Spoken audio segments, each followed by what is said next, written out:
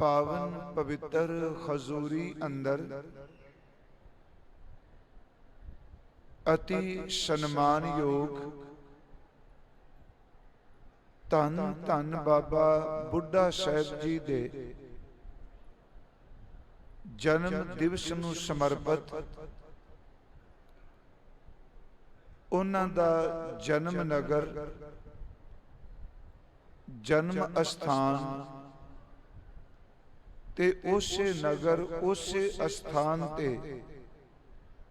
आप जी धन बाबा बुढ़ा साहब जी दा जन्म दिवस गुरमत समागम दे रूप विच मना रहे हो। सतगुरां दे अमृत बचन कीर्तन आप जी ने सरवण कीता है। आओ साध संगत जी असी धन श्री गुरु ग्रंथ साहिब की अमृत बाणी और इतिहास विचों बाबा बुढ़ा साहब जी के जीवन दियां जिहड़ियां घटनावां ने साखियां ने उन्हां विचों सतगुरु दे दर घर च उन्हां दी किन्नी को वड्डी अहमियत है उस संबंधी आपां विचार करांगे। आप साध संगत एकाग्रता दी दात बख्शो। गुरु बख्शी फतेह अदब सहित सारे बुलाओ जी। वाहिगुरु जी का खालसा वाहिगुरु जी की फतेह। बाबा बुढ़ा साहब जी दे संबंध विच मैं 2 दिनां विच इस तीसरे दीवान की हाजरी भर रहा था। कल शाम रमदास विखे गुरमत समागम से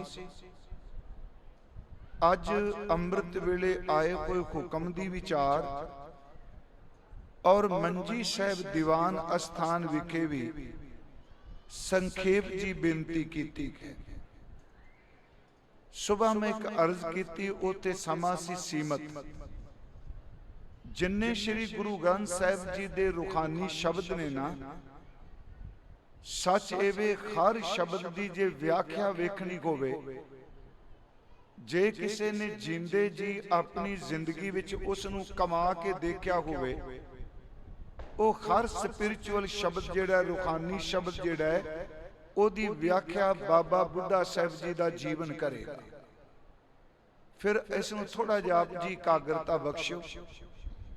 असी गुरु ग्रंथ साहिब जिन्ने शब्द रूहानी पढ़ने उन्हां विचों हर एक शब्द की जे व्याख्या लभनी होवे एक व्याख्या है कथावाचक बोलदा है। दूसरा तरीका है असी लिखे हुए अर्थ पढ़ने ते असल च अर्थ पढ़ने बोलना ये चंगी गल है पर हकीकत विच शब्द की व्याख्या कमाई वाले दा जीवन करदा हुंदा। जिन्नी ओदी कमाई होवेगी ओदा जीवन ही व्याख्या करेगा। असी गुरु ग्रंथ साहिब की बाणी एक शब्द मैं लवांगा धन गुरु रामदास महाराज जी का बचन है। इस विच सतगुरां ने 5 रूहानी जीवन कमान वालियां दे नामां दा जिक्र कीता है। वो रूहानी जीवन का जिक्र किया। वो पहला बचन है धन धन भाग तिन्ना भगत जना जो हर नामा हर मुख कहते हैं। मैं यत्न करना जी इतिहास और बाणी दोनों आप नाल सांझी कर सका। पहली तो के धन धन भाग तिन्ना भगत जना जो हर नामा हर मुख कहते हैं। इहदा लफ्जी अर्थ है जी कि उन्हां भगत जनां दे भाग बड़े चंगे ने धनता जोग ने जेड़े भगत अपने मुख तो अपनी जबान तो परमात्मा दा नाम जपदे आ। बड़े सरल शे शब्द ने जी। धन धन भाग तिन्हां भगत जना जो हर नामा हर मुख कहते हैं। अगला बचन धन धन भाग तिन्हां संत जना जो हर जस सरवणी सुनते हैं। दूजा शब्द सतगुरां ने संत वरत्या कि धनता जोग ने उन्हां दे भाग धन ने वो संत जन जेड़े अपने कन्नां दे नाल परमात्मा दे यस नूं सुनदे आ। तीसरा उत्थे है धन धन भाग तिना साध जना हाय हर कीर्तन गाए गुणी जन बनतिया। तीसरा शब्द वरत्या, पहला भगत, दूजा संत, तीसरा साध। कहते उस साध दे भाग धनता जोग ने जेड़ा परमात्मा दा कीर्तन कर करके गुणा दा खजाना बन जाता है। चौथा शब्द है जी धन धन भाग तिना गुरमुखां। ਇਹਦਾ मतलब ਉਹਨਾਂ ਗੁਰਮੁਖਾਂ ਦੇ ਭਾਗ ਵੀ ਧਨਤਾ ਜੋਗ ਨੇ। ਗੁਰ ਸਿੱਖ ਲੈ ਮਨ ਜਿਣਤਿਆ, ਜਿਨ੍ਹਾਂ ਨੇ ਗੁਰੂ ਦੀ ਸਿੱਖਿਆ ਲੈ ਕੇ ਆਪਣੇ ਨਾਂ ਜਿੱਤੇ ਜਾਣ ਵਾਲੇ ਮਨ ਨੂੰ ਜਿੱਤ ਲਿਆ। ਆਪ ਜੀ ਥੋੜਾ ਧਿਆਨ ਦਿਆ ਜੀ, ਬੇਨਤੀ ਹੈ, ਕਿਉਂਕਿ ਪ੍ਰਚਾਰਕ ਵੀਰ, ਢਾਡੀ ਸਾਹਿਬਾਨ, ਪ੍ਰਬੰਧਕ ਵੀਰ ਬੈਠੇ। ਅੱਜ ਸਾਡੀ ਇੱਕ ਜਦੋਂ ਅਸੀਂ ਕਥਾ ਕਰਨੇ ਆ ਨਾ ਜੀ, ਮੈਨੂੰ 30 ਸਾਲ ਤੋਂ ਵੱਧ ਸਮਾਂ ਹੋ ਚੁੱਕਾ ਕਥਾ ਕਰਦੇ ਆ। ਜਦੋਂ ਅਸੀਂ ਸਾਖੀ ਸੁਣਾਉਂਦੇ ਆ, ਕਹਾਣੀ ਸੁਣਾਉਂਦੇ ਆ, ਜਾਂ ਕਿਸੇ ਕਰੰਟ ਮੁੱਦੇ ਤੇ ਗੱਲ ਕਰਨੇ ਆ, ਉਦੋਂ ਸੰਗਤ ਬੜਾ ਧਿਆਨ ਦਿੰਦੀ ਹੈ। ਪਰ ਜਦੋਂ ਅਸੀਂ ਗੁਰਬਾਣੀ ਦੇ ਸ਼ਬਦ ਵਿੱਚੋਂ ਸ਼ਬਦ ਦੀ ਵਿਆਖਿਆ ਕਰਨੇ ਆ, ਉਦੋਂ ਖਿਮਾ ਕਰ ਦਿਓ, ਸਿਰਫ ਉਹਨਾਂ ਦੀ ਤਵੱਜੋ ਹੁੰਦੀ ਹੈ ਜਿਹੜੀ ਬਾਣੀ ਪੜ੍ਹਦੇ ਹੁੰਦੇ ਆ। ਆਮ ਤੌਰ ਤੇ ਸ਼ਬਦ ਦੀ ਵਿਚਾਰ ਸਾਡੇ ਸਿਰ ਤੋਂ ਉੱਪਰ ਨਿਕਲ ਜਾਂਦੀ ਹੈ।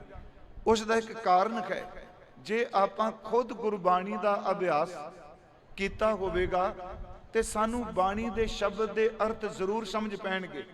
ਜੇ ਆਪਣਾ ਗੁਰਬਾਣੀ ਦਾ ਅਭਿਆਸ ਨਹੀਂ ਤੇ ਪਿਆਰਿਓ ਫਿਰ ਸ਼ਬਦ ਦੇ ਅਰਥਾਂ ਦੀ ਸਮਝ ਕਿਵੇਂ ਪਏਗੀ। ਮੈਂ ਇਸ ਕਰਕੇ ਜੀ ਕਿ ਮਹਾਰਾਜ ਦੀ ਪੌੜੀ ਇਹ ਬਚਨ ਚੁਣਿਆ ਹੈ ਕਿ ਭਗਤ ਜਿਹੜਾ ਪਰਮਾਤਮਾ ਦੇ ਨਾਮ ਨੂੰ ਕਹਿੰਦਾ ਉਹਦੇ ਵੱਡੇ ਭਾਗ ਨੇ। ਸੰਤ ਜਨ ਜਿਹੜਾ ਆਪਣੇ ਕੰਨਾਂ ਨਾਲ ਪਰਮਾਤਮਾ ਦਾ ਸ਼ਬਦ ਸੁਣਦਾ ਉਹਦੇ ਵੱਡੇ ਭਾਗ ਨੇ। ਅਗਲਾ ਬਚਨ ਸਾਧ ਜਨ ਜਿਹੜਾ ਆਪਣੇ ਅੰਦਰ ਸ਼ਬਦ ਕੀਰਤਨ ਰਾਹੀਂ ਆਪਣੇ ਆਪ ਨੂੰ ਗੁਣਵਾਨ ਬਣਾ ਦਿੰਦਾ। ਚੌਥਾ ਸ਼ਬਦ ਮਹਾਰਾਜ ਨੇ ਵਰਤਿਆ ਗੁਰਮੁਖ, ਕਿ ਉਹ ਗੁਰਮੁਖ ਵੀ ਭਾਗਾਂ ਵਾਲਾ ਹੈ ਜਿਹੜਾ ਪਰਮਾਤਮਾ ਦੀ ਗੁਣਾਂ ਨੂੰ, ਗੁਰੂ ਦੀ ਸਿੱਖਿਆ ਲੈ ਕੇ ਆਪਣੇ ਮਨ ਨੂੰ ਜਿੱਤ ਲੈਂਦਾ ਹੈ। ਹੁਣ 4 ਸ਼ਬਦ ਕਹਿਣ ਤੋਂ ਬਾਅਦ ਸਤਿਗੁਰੂ ਗੁਰੂ ਰਾਮਦਾਸ ਜੀ ਨੇ 5ਵਾਂ ਸ਼ਬਦ ਵਰਤਿਆ। ਮੈਂ ਫਿਰ ਪਾਠ ਕਰਾਂਗਾ। ਧਨ ਧਨ ਭਾਗ ਤਿਨਾ ਭਗਤ ਜਨਾ ਜੋ ਹਰ ਨਾਮਾ ਹਰ ਮੁਖ ਕਹਿਤਿਆਂ। ਧਨ ਧਨ ਭਾਗ ਤਿਨਾ ਸੰਤ ਜਨਾ ਜੋ ਹਰ ਜਸ ਸਰਵਣੀ ਸੁਣਤਿਆਂ।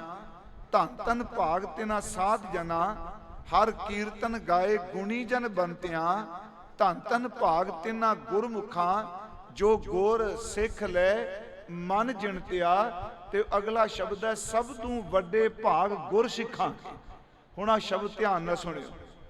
ਭਗਤ ਵੀ ਧਨਤਾ ਜੋਗ, ਸੰਤ ਵੀ ਭਾਗਾਂ ਵਾਲਾ, ਸਾਧ ਵੀ ਭਾਗਾਂ ਵਾਲਾ, ਗੁਰਮੁਖ ਵੀ ਚੰਗਾ, ਪਰ ਅਖੀਰ ਤੇ ਕਿਹਾ ਸਭ ਤੋਂ ਵੱਡੇ ਭਾਗ ਗੁਰ ਸਿੱਖਾਂ ਕੇ। ਗੁਰਮੁਖੋ ਗੁਰੂ ਕੇ ਸਿੱਖਾਂ ਦੇ ਭਾਗ ਸਭ ਤੋਂ ਵੱਡੇ ਨੇ। ਕਿਉਂ? ਜੋ ਗੁਰ ਚਰਨੀ ਸਿੱਖ ਪੜਤਿਆ, ਜਿਹੜਾ ਸਿੱਖ ਸਾਰੀ ਜ਼ਿੰਦਗੀ ਗੁਰੂ ਦੇ ਚਰਨਾਂ ਵਿੱਚ ਹੀ ਡਿੱਗਾ ਰਹੇ। ਮਹਾਰਾਜ ਕਹਿੰਦੇ ਸਭ ਤੋਂ ਵੱਡੇ ਭਾਗ ਉਹਦੇ ਗੁਰਸਿੱਖ ਦੇ। ਹੁਣ ਮੈਂ ਇੱਕ ਹੋਰ ਆਪ ਨੂੰ ਅਰਜ਼ ਕਰਨੀ ਹੈ। ਦੇਖੋ ਇਹ ਸ਼ਬਦ ਸਾਰੇ ਜਿਹੜੇ ਨੇ ਸਵੇਰੇ ਮੈਂ ਕਿਹਾ, ਜੇ ਗੁਰੂ ਗ੍ਰੰਥ ਸਾਹਿਬ ਚ ਭਗਤ ਦੀ ਡੈਫੀਨੇਸ਼ਨ ਜਿਹੜੀ ਕਹੀ ਹੈ ਨਾ, ਬਾਬਾ ਬੁੱਢਾ ਸਾਹਿਬ ਦੇ ਜੀਵਨ ਵਿੱਚੋਂ ਉਹ ਪਰਿਭਾਸ਼ਾ ਮਿਲੇਗੀ। ਜਿਹੜੀ ਸੰਤ ਦੀ ਪਰਿਭਾਸ਼ਾ ਗੁਰੂ ਗ੍ਰੰਥ ਸਾਹਿਬ ਦਿੱਤੀ ਹੈ, ਉਹ ਜੀਵਨ ਬਾਬਾ ਬੁੱਢਾ ਸਾਹਿਬ ਜੀ ਦਾ ਮਿਲੇਗਾ। ਜੇ ਸਾਧ ਦਾ ਕਰੈਕਟਰ ਬਾਣੀ ਚ ਦੱਸਿਆ, ਉਹ ਕਰੈਕਟਰ ਬਾਬਾ ਬੁੱਢਾ ਸਾਹਿਬ ਜੀ ਦਾ ਮਿਲੇਗਾ। ਜੇ ਗੁਰਮੁਖ ਦਾ ਕਰੈਕਟਰ ਜੀਵਨ ਦੱਸਿਆ, ਉਹ ਜੀਵਨ ਬਾਬਾ ਬੁੱਢਾ ਸਾਹਿਬ ਦਾ ਮਿਲੇਗਾ। ਜੇ ਅਸੀਂ ਹਰ ਜਨ ਦੀ ਗੱਲ ਕਰਾਂਗੇ ਤੇ ਉਹ ਵੀ ਬਾਬਾ ਬੁੱਢਾ ਸਾਹਿਬ ਦਾ ਜੀਵਨ ਮਿਲੇਗਾ। ਗੁਰਮੁਖੋ ਜੇ ਗੁਰਮੁਖ ਦੀ ਗੱਲ ਕਰੋਗੇ, ਉਹ ਜੀਵਨ ਬਾਬਾ ਬੁੱਢਾ ਸਾਹਿਬ ਦਾ ਮਿਲੇਗਾ ਜੋ ਬਾਣੀ ਨੇ ਕਿਹਾ ਹੈ। ਜੇ ਸਿੱਖ ਤੇ ਗੁਰਸਿੱਖ ਦੀ ਗੱਲ ਕਰੋਗੇ, ਸੱਚ ਇਹ ਵੇ ਕਿ ਬਾਬਾ ਬੁੱਢਾ ਸਾਹਿਬ ਦਾ ਜੀਵਨ ਗੁਰਮੁਖ, ਗੁਰਸਿੱਖ, ਭਗਤ, ਸਾਧ, ਬ੍ਰਹਮ ਗਿਆਨੀ, ਉਹ ਸਾਰੇ ਸ਼ਬਦਾਂ ਦੀ ਵਿਆਖਿਆ ਜੇ ਕਿਸੇ ਦਾ ਜੀਵਨ ਵੇਖਣਾ ਹੋਵੇ ਤੇ ਧੰਨ ਬਾਬਾ ਬੁੱਢਾ ਸਾਹਿਬ ਜੀ ਦਾ ਹੈ। ਇੱਕ ਹੋਰ ਅਰਜ਼, ਹੁਣੇ ਭਾਈ ਸਾਹਿਬ ਨੇ ਤਰੀਕ ਦਾ ਜ਼ਿਕਰ ਵੀ ਕਰ ਦਿੱਤਾ। ਧੰਨ ਧੰਨ ਬਾਬਾ ਬੁੱਢਾ ਸਾਹਿਬ। ਥੋੜਾ ਜਿਹਾ ਮੈਂ ਇਤਿਹਾਸ ਆਪ ਨਾਲ ਸਾਂਝਾ ਕਰਨਾ ਹੈ। ਇਹ ਕੱਥੂ ਨੰਗਲ ਦੀ ਧਰਤੀ, ਇਸ ਪਿੰਡ ਦੇ ਬੜੇ ਵੱਡੇ ਭਾਗ ਨੇ। ਰਾਤ ਮੈਂ ਰਮਦਾਸ ਵਿੱਚ ਬੇਨਤੀ ਕੀਤੀ ਸੀ ਕਿ ਜਿਹੜਾ ਇਨਸਾਨ ਆਪਣੀ ਜ਼ਬਾਨ ਤੋਂ ਕੇਵਲ ਪਰਮਾਤਮਾ ਦਾ ਨਾਮ ਲਵੇ, ਪਿਆਰਿਓ, ਉਹਦਾ ਤਨ ਪਵਿੱਤਰ ਹੋ ਜਾਂਦਾ ਹੈ। ਉਹਦਾ ਸਰੀਰ ਪਵਿੱਤਰ ਹੋ ਜਾਂਦਾ ਹੈ। ਤੇ ਜਿਸ ਪਿੰਡ ਵਿੱਚ ਭਗਤੀ ਕਰਨ ਵਾਲਾ ਪੈਦਾ ਹੋਵੇ ਤੇ ਗੁਰੂ ਗ੍ਰੰਥ ਸਾਹਿਬ ਕਹਿੰਦੇ ਉਹ ਸਾਰੇ ਪਿੰਡ ਦਾ ਹੀ ਭਲਾ ਹੋ ਜਾਂਦਾ। ਗੁਰੂ ਗ੍ਰੰਥ ਸਾਹਿਬ ਦਾ ਇੱਕ ਸ਼ਬਦ ਹੈ, ਕਬੀਰ ਸੋਈ ਮੁਖ ਧਨ ਹੈ, ਉਹ ਮੁਖ ਧਨਤਾ ਜੋਗ ਹੈ।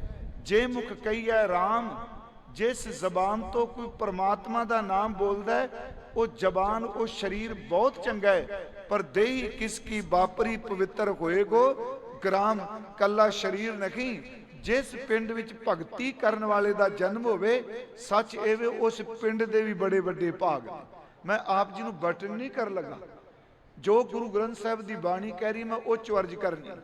ਬਾਬਾ ਜੀ ਦਾ ਜਨਮ ਸਨ 1506 ਨੂੰ, ਬਿਕਰਮੀ ਸੰਮਤ 1563 ਨੂੰ ਇਸ ਨਗਰ ਵਿਖੇ ਅਤੀ ਸਨਮਾਨਯੋਗ ਬਾਬਾ ਸੁਗਾ ਰੰਧਾਵਾ ਜੀ ਉਹਨਾਂ ਦੇ ਗ੍ਰਹਿ ਵਿਖੇ ਮਾਤਾ ਗੋਰਾਂ ਦੀ ਕੁੱਖ ਤੋਂ ਹੋਇਆ। ਜੋ ਅਸੀਂ ਇਤਿਹਾਸ ਜਿੰਨਾ ਕੁ ਪੜਨ ਦਾ ਮੌਕਾ ਮਿਲਿਆ, ਇੱਕ ਤਾਂ ਬਾਬਾ ਜੀ ਦਾ ਜਿੱਡਾ ਵੱਡਾ ਜੀਵਨ ਹੈ, ਮੈਂ ਸਟੇਜ ਤੇ ਗੱਲ ਕਹਿਣ ਨੂੰ ਤਿਆਰ ਹਾਂ, ਇੰਨਾ ਵੱਡਾ ਬਾਬਾ ਜੀ ਦਾ ਜੀਵਨ ਲਿਖਿਆ ਨਹੀਂ ਗਿਆ, ਕੋਈ ਸ਼ੱਕ ਨਹੀਂ। ਇਹਦੇ ਵਿੱਚ ਸਾਡੇ ਕੋਲ ਜੀਵਨ ਮਿਲਦਾ ਹੈ। ਮੰਗਲ ਸਿੰਘ ਉਪਦੇਸ਼ਕ ਨੇ ਜੀ, ਉਹਨਾਂ ਦਾ ਬਹੁਤ ਵੱਡਾ ਗ੍ਰੰਥ ਹੈ, ਉਹ ਪੋਇਟਰੀ ਵੀ ਹੈ ਤੇ ਵਾਰਤਕ ਵੀ ਹੈ। ਉਹਨਾਂ ਬਾਬਾ ਜੀ ਦਾ ਜੀਵਨ ਲਿਖਿਆ। ਇੱਕ ਬਹੁਤ ਪੁਰਾਣੀ ਕਿਤਾਬ ਹੈ, ਸ਼ਾਇਦ ਅੱਜ ਮਾਰਕੀਟ 'ਚ ਨਹੀਂ ਮਿਲਦੀ, ਉਹ ਵੀ ਕਿਤਾਬ ਸਾਨੂੰ ਮਿਲਦੀ ਹੈ। ਉਹ ਕਿਤਾਬ ਵਿੱਚ ਵੀ ਬਾਬਾ ਬੁੱਢਾ ਸਾਹਿਬ ਦੇ ਜੀਵਨ ਦਾ ਵੇਰਵਾ ਦਿੱਤਾ ਹੈ। ਇੱਕ ਦੋ ਛੋਟੀਆਂ ਪੁਸਤਕਾਂ ਹੋਰ ਮਿਲਦੀਆਂ। ਮੈਂ ਤਾਂ ਕਹਿਣਾ ਵਾਂ ਕਿ ਧੰਨ ਬਾਬਾ ਬੁੱਢਾ ਸਾਹਿਬ ਜੀ, ਜਿਨ੍ਹਾਂ ਨੇ 5 ਪਾਤਸ਼ਾਹਾਂ ਨੂੰ ਆਪਣੇ ਹੱਥੀਂ ਗੁਰਿਆਈ ਤਿਲਕ ਦਿੱਤਾ ਹੈ। 5 ਪਾਤਸ਼ਾਹਾਂ ਨੂੰ, 6 ਪਾਤਸ਼ਾਹੀਆਂ ਨੂੰ ਆਪ ਜੀ ਨੇ ਸਿੰਘਾਸਨ ਤੇ ਬਿਰਾਜਮਾਨ ਕੱਲੇ ਦਰਸ਼ਨ ਨਹੀਂ ਕੀਤੇ, ਆਪ ਸੇਵਾ ਕੀਤੀ ਹੈ। ਬਾਬਾ ਬੁੱਢਾ ਸਾਹਿਬ ਜੀ ਦੇ ਚਲਾਣੇ ਤੱਕ 1631 ਤੱਕ ਸੱਚ ਐਵੇਂ ਗੁਰੂ ਤੇਗ ਬਹਾਦਰ ਸਾਹਿਬ ਜੀ ਤੇ ਗੁਰੂ ਹਰਿਰਾਏ ਸਾਹਿਬ ਜੀ ਦਾ ਵੀ ਜਨਮ ਹੋ ਚੁੱਕਾ। ਇਸ ਨੂੰ ਗੁਰਮੁਖ ਥੋੜਾ ਧਿਆਨ ਨਾਲ ਸੁਣਿਓ। ਮੈਂ ਪਹਿਲਾਂ ਵੀ ਆਇਆ ਸੀ, ਉਦੋਂ ਵੀ ਸਪੀਕਰ ਦੀ ਪ੍ਰੋਬਲਮ ਸੀ ਥੋੜੀ, ਪਲੀਜ਼ ਮਾੜਾ ਜਿਹਾ ਕਰਿਓ ਸੈੱਟ। ਵੀ ਸਿੰਘਾ ਗੂੰਜਦੀ ਬੜੀ ਆਵਾਜ਼ ਪਈ, ਮੇਰੀ ਬੇਨਤੀ ਹੈ ਥੋੜਾ ਫਿਰ ਸੁਣਿਓ ਕਿ ਬਾਬਾ ਬੁੱਢਾ ਸਾਹਿਬ 8 ਗੁਰੂ ਸਾਹਿਬਾਨਾਂ ਦੇ ਦਰਸ਼ਨ, ਫਿਰ ਅਰਜ 6 ਪਾਤਸ਼ਾਹਾਂ ਨੂੰ ਗੁਰਿਆਈ ਤੇ ਬਿਰਾਜਮਾਨ ਦੇਖਿਆ ਤੇ 7ਵੇਂ ਤੇ 9ਵੇਂ ਸਤਿਗੁਰੂ ਦਾ ਆਗਮਨ ਹੋ ਚੁੱਕਾ ਹੈ। ਬਾਬਾ ਬੁੱਢਾ ਸਾਹਿਬ ਉਸ ਵਕਤ ਆਪਣੀ ਖਿਆਤੀ ਵਿੱਚ ਸਨ, ਉਸ ਵਕਤ ਬਾਬਾ ਜੀ ਸਰੀਰਕ ਤੌਰ ਤੇ ਕਾਇਮ ਸਨ। ਮੈਂ ਜੋ ਜਿੰਨਾ ਕੋ ਇਤਿਹਾਸ ਮੈਨੂੰ ਪਤਾ ਲੱਗਾ ਮੈਂ ਆਪ ਨਾਲ ਸਾਂਝਾ ਜ਼ਰੂਰ ਕਰਨਾ ਚਾਹੁੰਦਾ, ਸੰਖੇਪ ਜਿਹਾ। 1506 ਚ ਆਗਮਨ ਹੁੰਦਾ ਹੈ। ਹੁਣੇ ਭਾਈ ਸਾਹਿਬ ਕਹਿ ਰਹੇ ਸੀ 1518 ਨੂੰ, ਜੋ ਸਾਡਾ ਪੁਰਾਣਾ ਇਤਿਹਾਸ ਕਹਿੰਦਾ ਹੈ, ਪੱਖੋ ਕੇ ਰੰਧਾਵੇ, ਆ ਠੀਕ ਹੋਣ, ਪੱਖੋ ਕੇ ਰੰਧਾਵੇ ਗੁਰੂ ਨਾਨਕ ਸਾਹਿਬ ਨਾਲ ਮਿਲਾਪ ਹੁੰਦਾ ਹੈ। ਅੱਜ ਮੈਂ ਸਵੇਰੇ ਅਰਜ਼ ਕੀਤੀ, ਭਾਈ ਬਾਲੇ ਵਾਲੀ ਜਨਮ ਸਾਖੀ ਵਿੱਚ ਤੇ ਗੁਰੂ ਨਾਨਕ ਪ੍ਰਕਾਸ਼ ਵਿੱਚ ਵੇਰਵੇ ਕੁਝ ਹੋਰ ਨੇ, ਪਰ ਜਦੋਂ ਅਸੀਂ ਭਾਈ ਮਨੀ ਸਿੰਘ ਜੀ ਦਾ ਜੀਵਨ ਪੜ੍ਹਨੇ ਜਾਂ ਉਹਨਾਂ ਦੀਆਂ ਰਚਨਾਵਾਂ ਪੜ੍ਹਨੇ ਆ, ਉੱਥੇ ਵਿਦਵਾਨਾਂ ਨੇ ਵੱਖ-ਵੱਖ ਵੇਰਵੇ ਦਿੱਤੇ। ਸਿੱਧੀ ਗੱਲ ਕਿ ਗੁਰੂ ਨਾਨਕ ਸਾਹਿਬ ਜੀ ਦਾ ਮਿਲਾਪ ਬਾਬਾ ਬੁੱਢਾ ਸਾਹਿਬ ਨਾਲ ਜਦੋਂ ਹੁੰਦਾ ਹੈ, ਉਦੋਂ ਬਾਬਾ ਜੀ ਦੀ ਉਮਰ ਜਿਹੜੀ ਹੈ ਉਹ ਤਕਰੀਬਨ 12 ਸਾਲ ਦੀ ਹੈ। 1506 ਨੂੰ ਜਨਮ ਹੋਇਆ, 1518 ਨੂੰ ਧੰਨ ਗੁਰੂ ਨਾਨਕ ਦੇਵ ਮਹਾਰਾਜ ਜੀ ਨੂੰ ਬਾਬਾ ਬੁੱਢਾ ਸਾਹਿਬ ਜੀ ਮਿਲੇ। ਗੁਰੂ ਨਾਨਕ ਪ੍ਰਕਾਸ਼ ਵਿੱਚ ਜੋ ਲਿਖਿਆ ਹੈ, ਜਾਂ ਮੈਂ ਦੋਨੋਂ ਇਤਿਹਾਸ ਆਪ ਨਾਲ ਸੰਖੇਪ ਜਿਹਾ ਸਾਂਝੇ ਕਰ ਦੇਣਾ, ਉਹਦੇ ਵਿੱਚ ਲਿਖਿਆ ਹੈ ਕਿ ਬਾਬਾ ਜੀ ਗੁਰੂ ਨਾਨਕ ਸਾਹਿਬ ਜੀ ਨੂੰ ਮਿਲਦੇ ਆ ਬਾਲ ਉਮਰ ਵਿੱਚ। ਉਸ ਵਕਤ ਗੁਰੂ ਨਾਨਕ ਪ੍ਰਕਾਸ਼ 'ਚ ਲਿਖਿਆ ਬੱਕਰੀਆਂ ਚਾਰ ਰਹੇ ਸਨ। ਸੱਚ ਹੈ ਕਿ ਇੱਕ ਥਾਂ ਤੇ ਮੈਂ ਪੜ੍ਹਿਆ ਮੱਝਾਂ ਚਾਰਦੇ ਸਨ, ਤੇ ਮੈਂ ਸਵੇਰੇ ਇੱਕ ਬੇਨਤੀ ਕੀਤੀ ਵੀ ਇਸ ਚੀਜ਼ ਨੂੰ ਨਾ ਖਿੱਚੀਏ ਕਿ ਬੱਕਰੀਆਂ ਚਾਰ ਰਹੇ ਸਨ ਕਿ ਮੱਝਾਂ। ਮੈਨੂੰ ਪਤਾ ਸਾਡੇ ਪਿੰਡਾਂ ਦੇ ਵਿੱਚ ਜਦੋਂ ਅਸੀਂ ਮੱਝਾਂ ਛੇੜਨ ਜਾਂਦੇ ਸਾਂ, ਸਾਡੇ ਆਪਣੇ ਘਰਾਂ ਵਿੱਚ ਬੱਕਰੀਆਂ ਹੁੰਦੀਆਂ ਸੀ। ਇਹਦਾ ਮਤਲਬ ਬਾਬਾ ਜੀ ਮੱਝਾਂ ਚਾਰਦੇ ਪਿਆ, ਗੁਰੂ ਨਾਨਕ ਸਾਹਿਬ ਰੁੱਖ ਦੇ ਥੱਲੇ ਬੈਠੇ। ਉਸ ਵਕਤ ਉਹਨਾਂ ਨਾਲ ਭਾਈ ਮਰਦਾਨਾ ਜੀ, ਇੱਕ ਇਹ ਵੀ ਜ਼ਿਕਰ ਕਰਦੇ ਆ, ਭਾਈ ਬਾਲਾ ਜੀ ਦਾ ਜ਼ਿਕਰ ਕੀਤਾ ਜਾਂਦਾ। ਉਹ ਮਿਲਦੇ ਆ, ਸਤਿਗੁਰੂ ਆਵਾਜ਼ ਮਾਰਦੇ ਆ ਕਿ ਬੇਟਾ ਸਾਡੇ ਪਾਸ ਆਓ। ਉਹ ਕਹਿੰਦੇ ਉਸ ਵਕਤ ਬਾਬਾ ਜੀ ਕੋਲ ਆ ਜਾਂਦੇ ਆ, ਤੇ ਗੁਰੂ ਨਾਨਕ ਪ੍ਰਕਾਸ਼ 'ਚ ਲਿਖਿਆ ਹੈ ਵੀ ਜਿਹੜੀਆਂ ਤੁਸੀਂ ਇਹ ਮੱਝਾਂ ਬੱਕਰੀਆਂ ਚਾਰਦੇ ਹੋ, ਆਪਣੀਆਂ ਕਿ ਕਿਸੇ ਹੋਰ ਦੀਆਂ ਨੇ?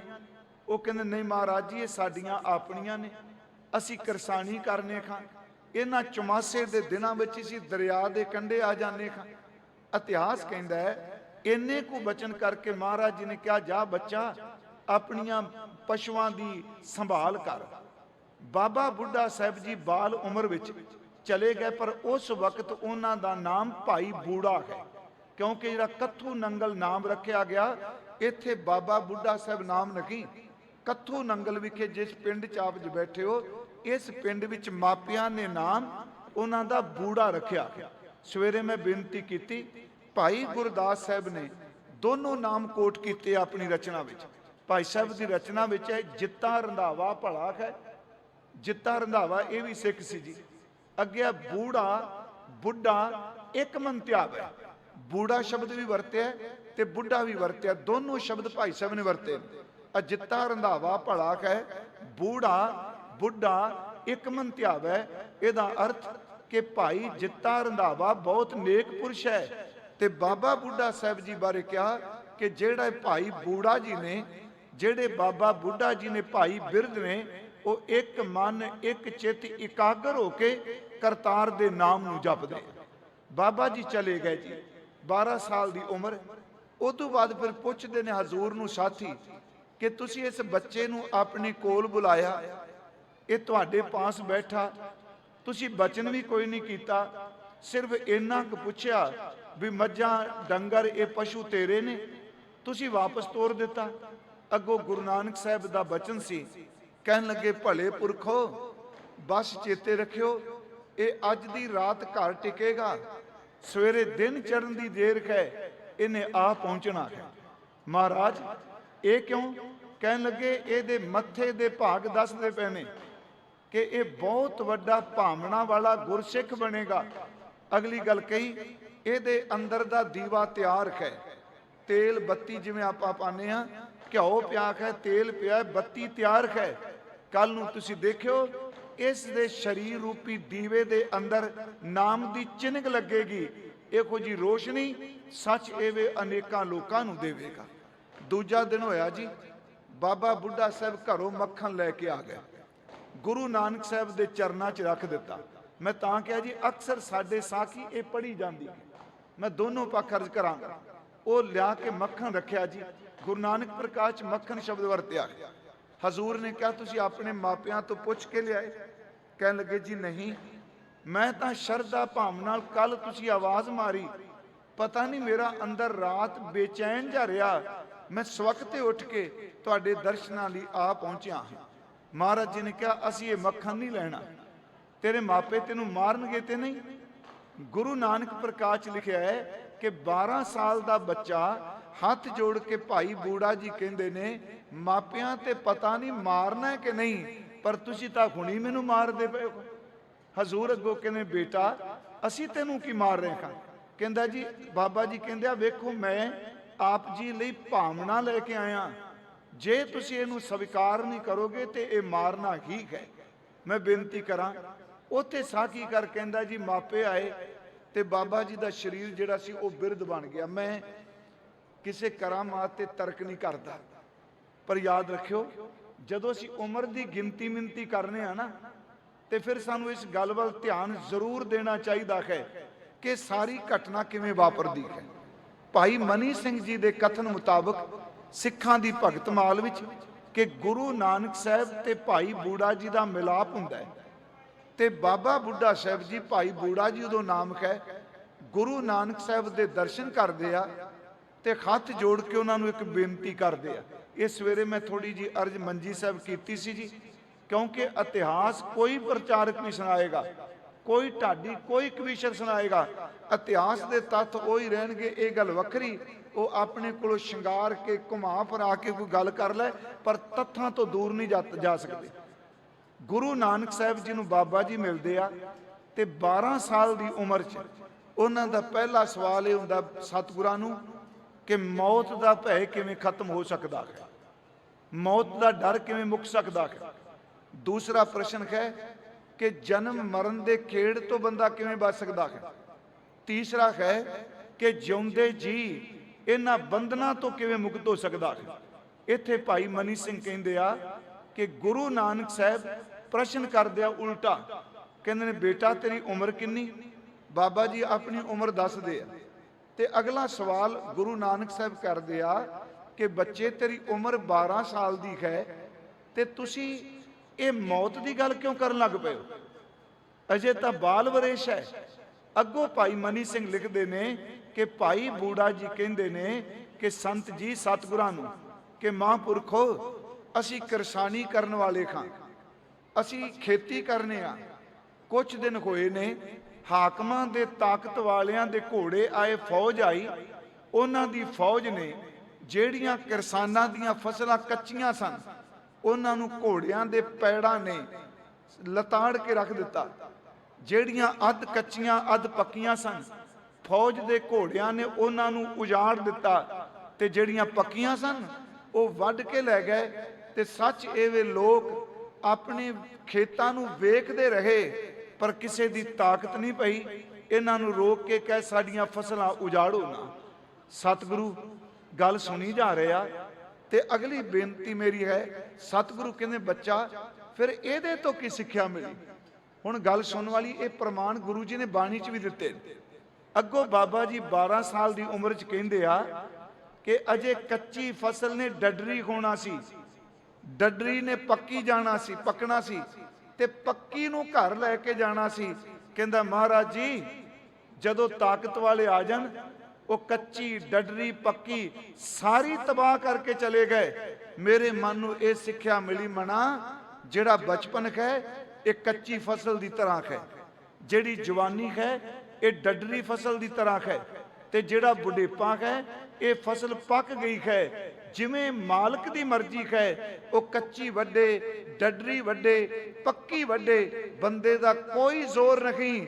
ਜੇ ਪ੍ਰਮਾਤਮਾ ਚਾਹੇ ਉਹ ਬਚਪਨ ਵਿੱਚ ਵੀ ਮੌਤ ਲਿਆ ਸਕਦਾ ਹੈ, ਪ੍ਰਮਾਤਮਾ ਚਾਹੇ ਬੰਦਾ ਜਵਾਨੀ ਵਿੱਚ ਵੀ ਜਾ ਸਕਦਾ ਹੈ। ਜੇ ਪ੍ਰਮਾਤਮਾ ਜੀ ਚਾਹਣ ਸੱਚ ਇਹ ਵੇ ਬੰਦੇ ਨੇ ਬੁਢੇਪੇ ਵਿੱਚ ਤਾਂ ਜਾਣਾ ਹੀ ਜਾਣਾ ਹੈ। ਬਸ ਉਸ ਦਿਨ ਦੀ ਮਨ ਨੂੰ ਗੱਲ ਲੱਗ ਗਈ, ਮਨਾ ਤਾਕਤ ਵਾਲਿਆਂ ਦੇ ਘੋੜੇ ਕੋਈ ਨਹੀਂ ਰੋਕ ਸਕਿਆ ਤੇ ਜਿਸ ਦਿਨ ਮੌਤ ਨੇ ਆਉਣਾ ਹੈ ਦੁਨੀਆ ਦੀ ਕੋਈ ਤਾਕਤ ਉਹਨੂੰ ਰੋਕ ਨਹੀਂ ਸਕੇਗੀ। ਮੇਰੀ ਇੱਥੇ ਅਰਜ਼ ਸੁਣਿਓ, ਬਾਣੀ 'ਚ ਇੱਕ ਬਚਨ ਹੁੰਦਾ ਹੈ, ਹਰੀ ਨਾਹੇ ਨੇ ਡੱਡਰੀ ਪੱਕੀ ਵੱਢਣ ਖਾਰ। ਜੇ ਕੱਚੀ ਨਹੀਂ ਵੱਢੀ ਗਈ ਪੱਕੀ ਵੱਢੀ ਜਾਏਗੀ, ਜੇ ਪੱਕੀ ਨਹੀਂ ਤੇ ਡੱਡਰੀ ਵੱਢੀ ਜਾਏਗੀ। ਬਾਬਾ ਜੀ ਨੇ ਇੰਨੇ ਕੁ ਸ਼ਬਦ ਕਹੇ ਤੇ ਧੰਨ ਗੁਰੂ ਨਾਨਕ ਸਾਹਿਬ ਮਹਾਰਾਜ ਉਹਨਾਂ ਨੇ ਆਪਣੀ ਰਸਨਾ ਤੋਂ ਇਹ ਬੋਲ ਕਹੇ। ਭਾਈ ਮਨੀ ਸਿੰਘ ਲਿਖਦੇ ਨੇ ਇਹ ਬਚਨ ਕਿਆ ਬੇਟਾ ਬੱਚਾ ਤੇਰੀ ਉਮਰ ਬੱਚਿਆਂ ਵਾਲੀ ਹੈ, ਬਾਲਗ ਹੈ, ਪਰ ਗੱਲਾਂ ਤੂੰ ਬੁੱਢਿਆਂ ਵਾਲੀਆਂ ਕਰਨਾ। ਮੈਂ ਸਵੇਰੇ ਇੱਕ ਬੇਨਤੀ ਕੀਤੀ ਸੀ ਜੀ, ਇੱਥੇ ਜਦੋਂ ਸਨਮਾਨਯੋਗ ਬਾਬਾ ਜੀ ਦਾ ਜ਼ਿਕਰ ਹੁੰਦਾ ਨਾ ਜੀ, ਧੰਨ ਧੰਨ ਬਾਬਾ ਬੁੱਢਾ ਸਾਹਿਬ ਜੀ ਦਾ, ਅਸੀਂ ਸਿਰਫ ਬੁੱਢੇ ਲਫ਼ਜ਼ ਦੀ ਵਿਆਖਿਆ ਕਰਨੀ ਆ ਫਿਜ਼ੀਕਲ ਤੌਰ ਤੇ, ਕਿਉਂਕਿ ਅੱਜ ਜਦੋਂ ਵੀ ਕੋਈ ਵਿਆਖਿਆ ਕਰੋਗੇ ਦਾੜਾ ਚਿੱਟਾ ਹੋ ਜਾਏ, ਜਿਹੜੀ ਮਾਸ ਦੀਆਂ ਝੁਰੜੀਆਂ ਬਣ ਜਾਣ, ਜਿਹਨੂੰ ਆਪਾਂ ਬੁਢੇਪਾ ਕਹਿੰਦੇ। ਪਰ ਗੁਰਬਾਣੀ ਅਨੁਸਾਰ ਬੁਢੇਪੇ ਦਾ ਅਰਥ ਕੇਵਲ ਉਮਰ ਢਲਣਾ ਨਹੀਂ, ਬਜ਼ੁਰਗੀ ਦਾ ਅਰਥ ਕੇਵਲ ਸਰੀਰ ਦਾ ਜਰਜਰਾ ਕਮਜ਼ੋਰ ਹੋਣਾ ਨਹੀਂ।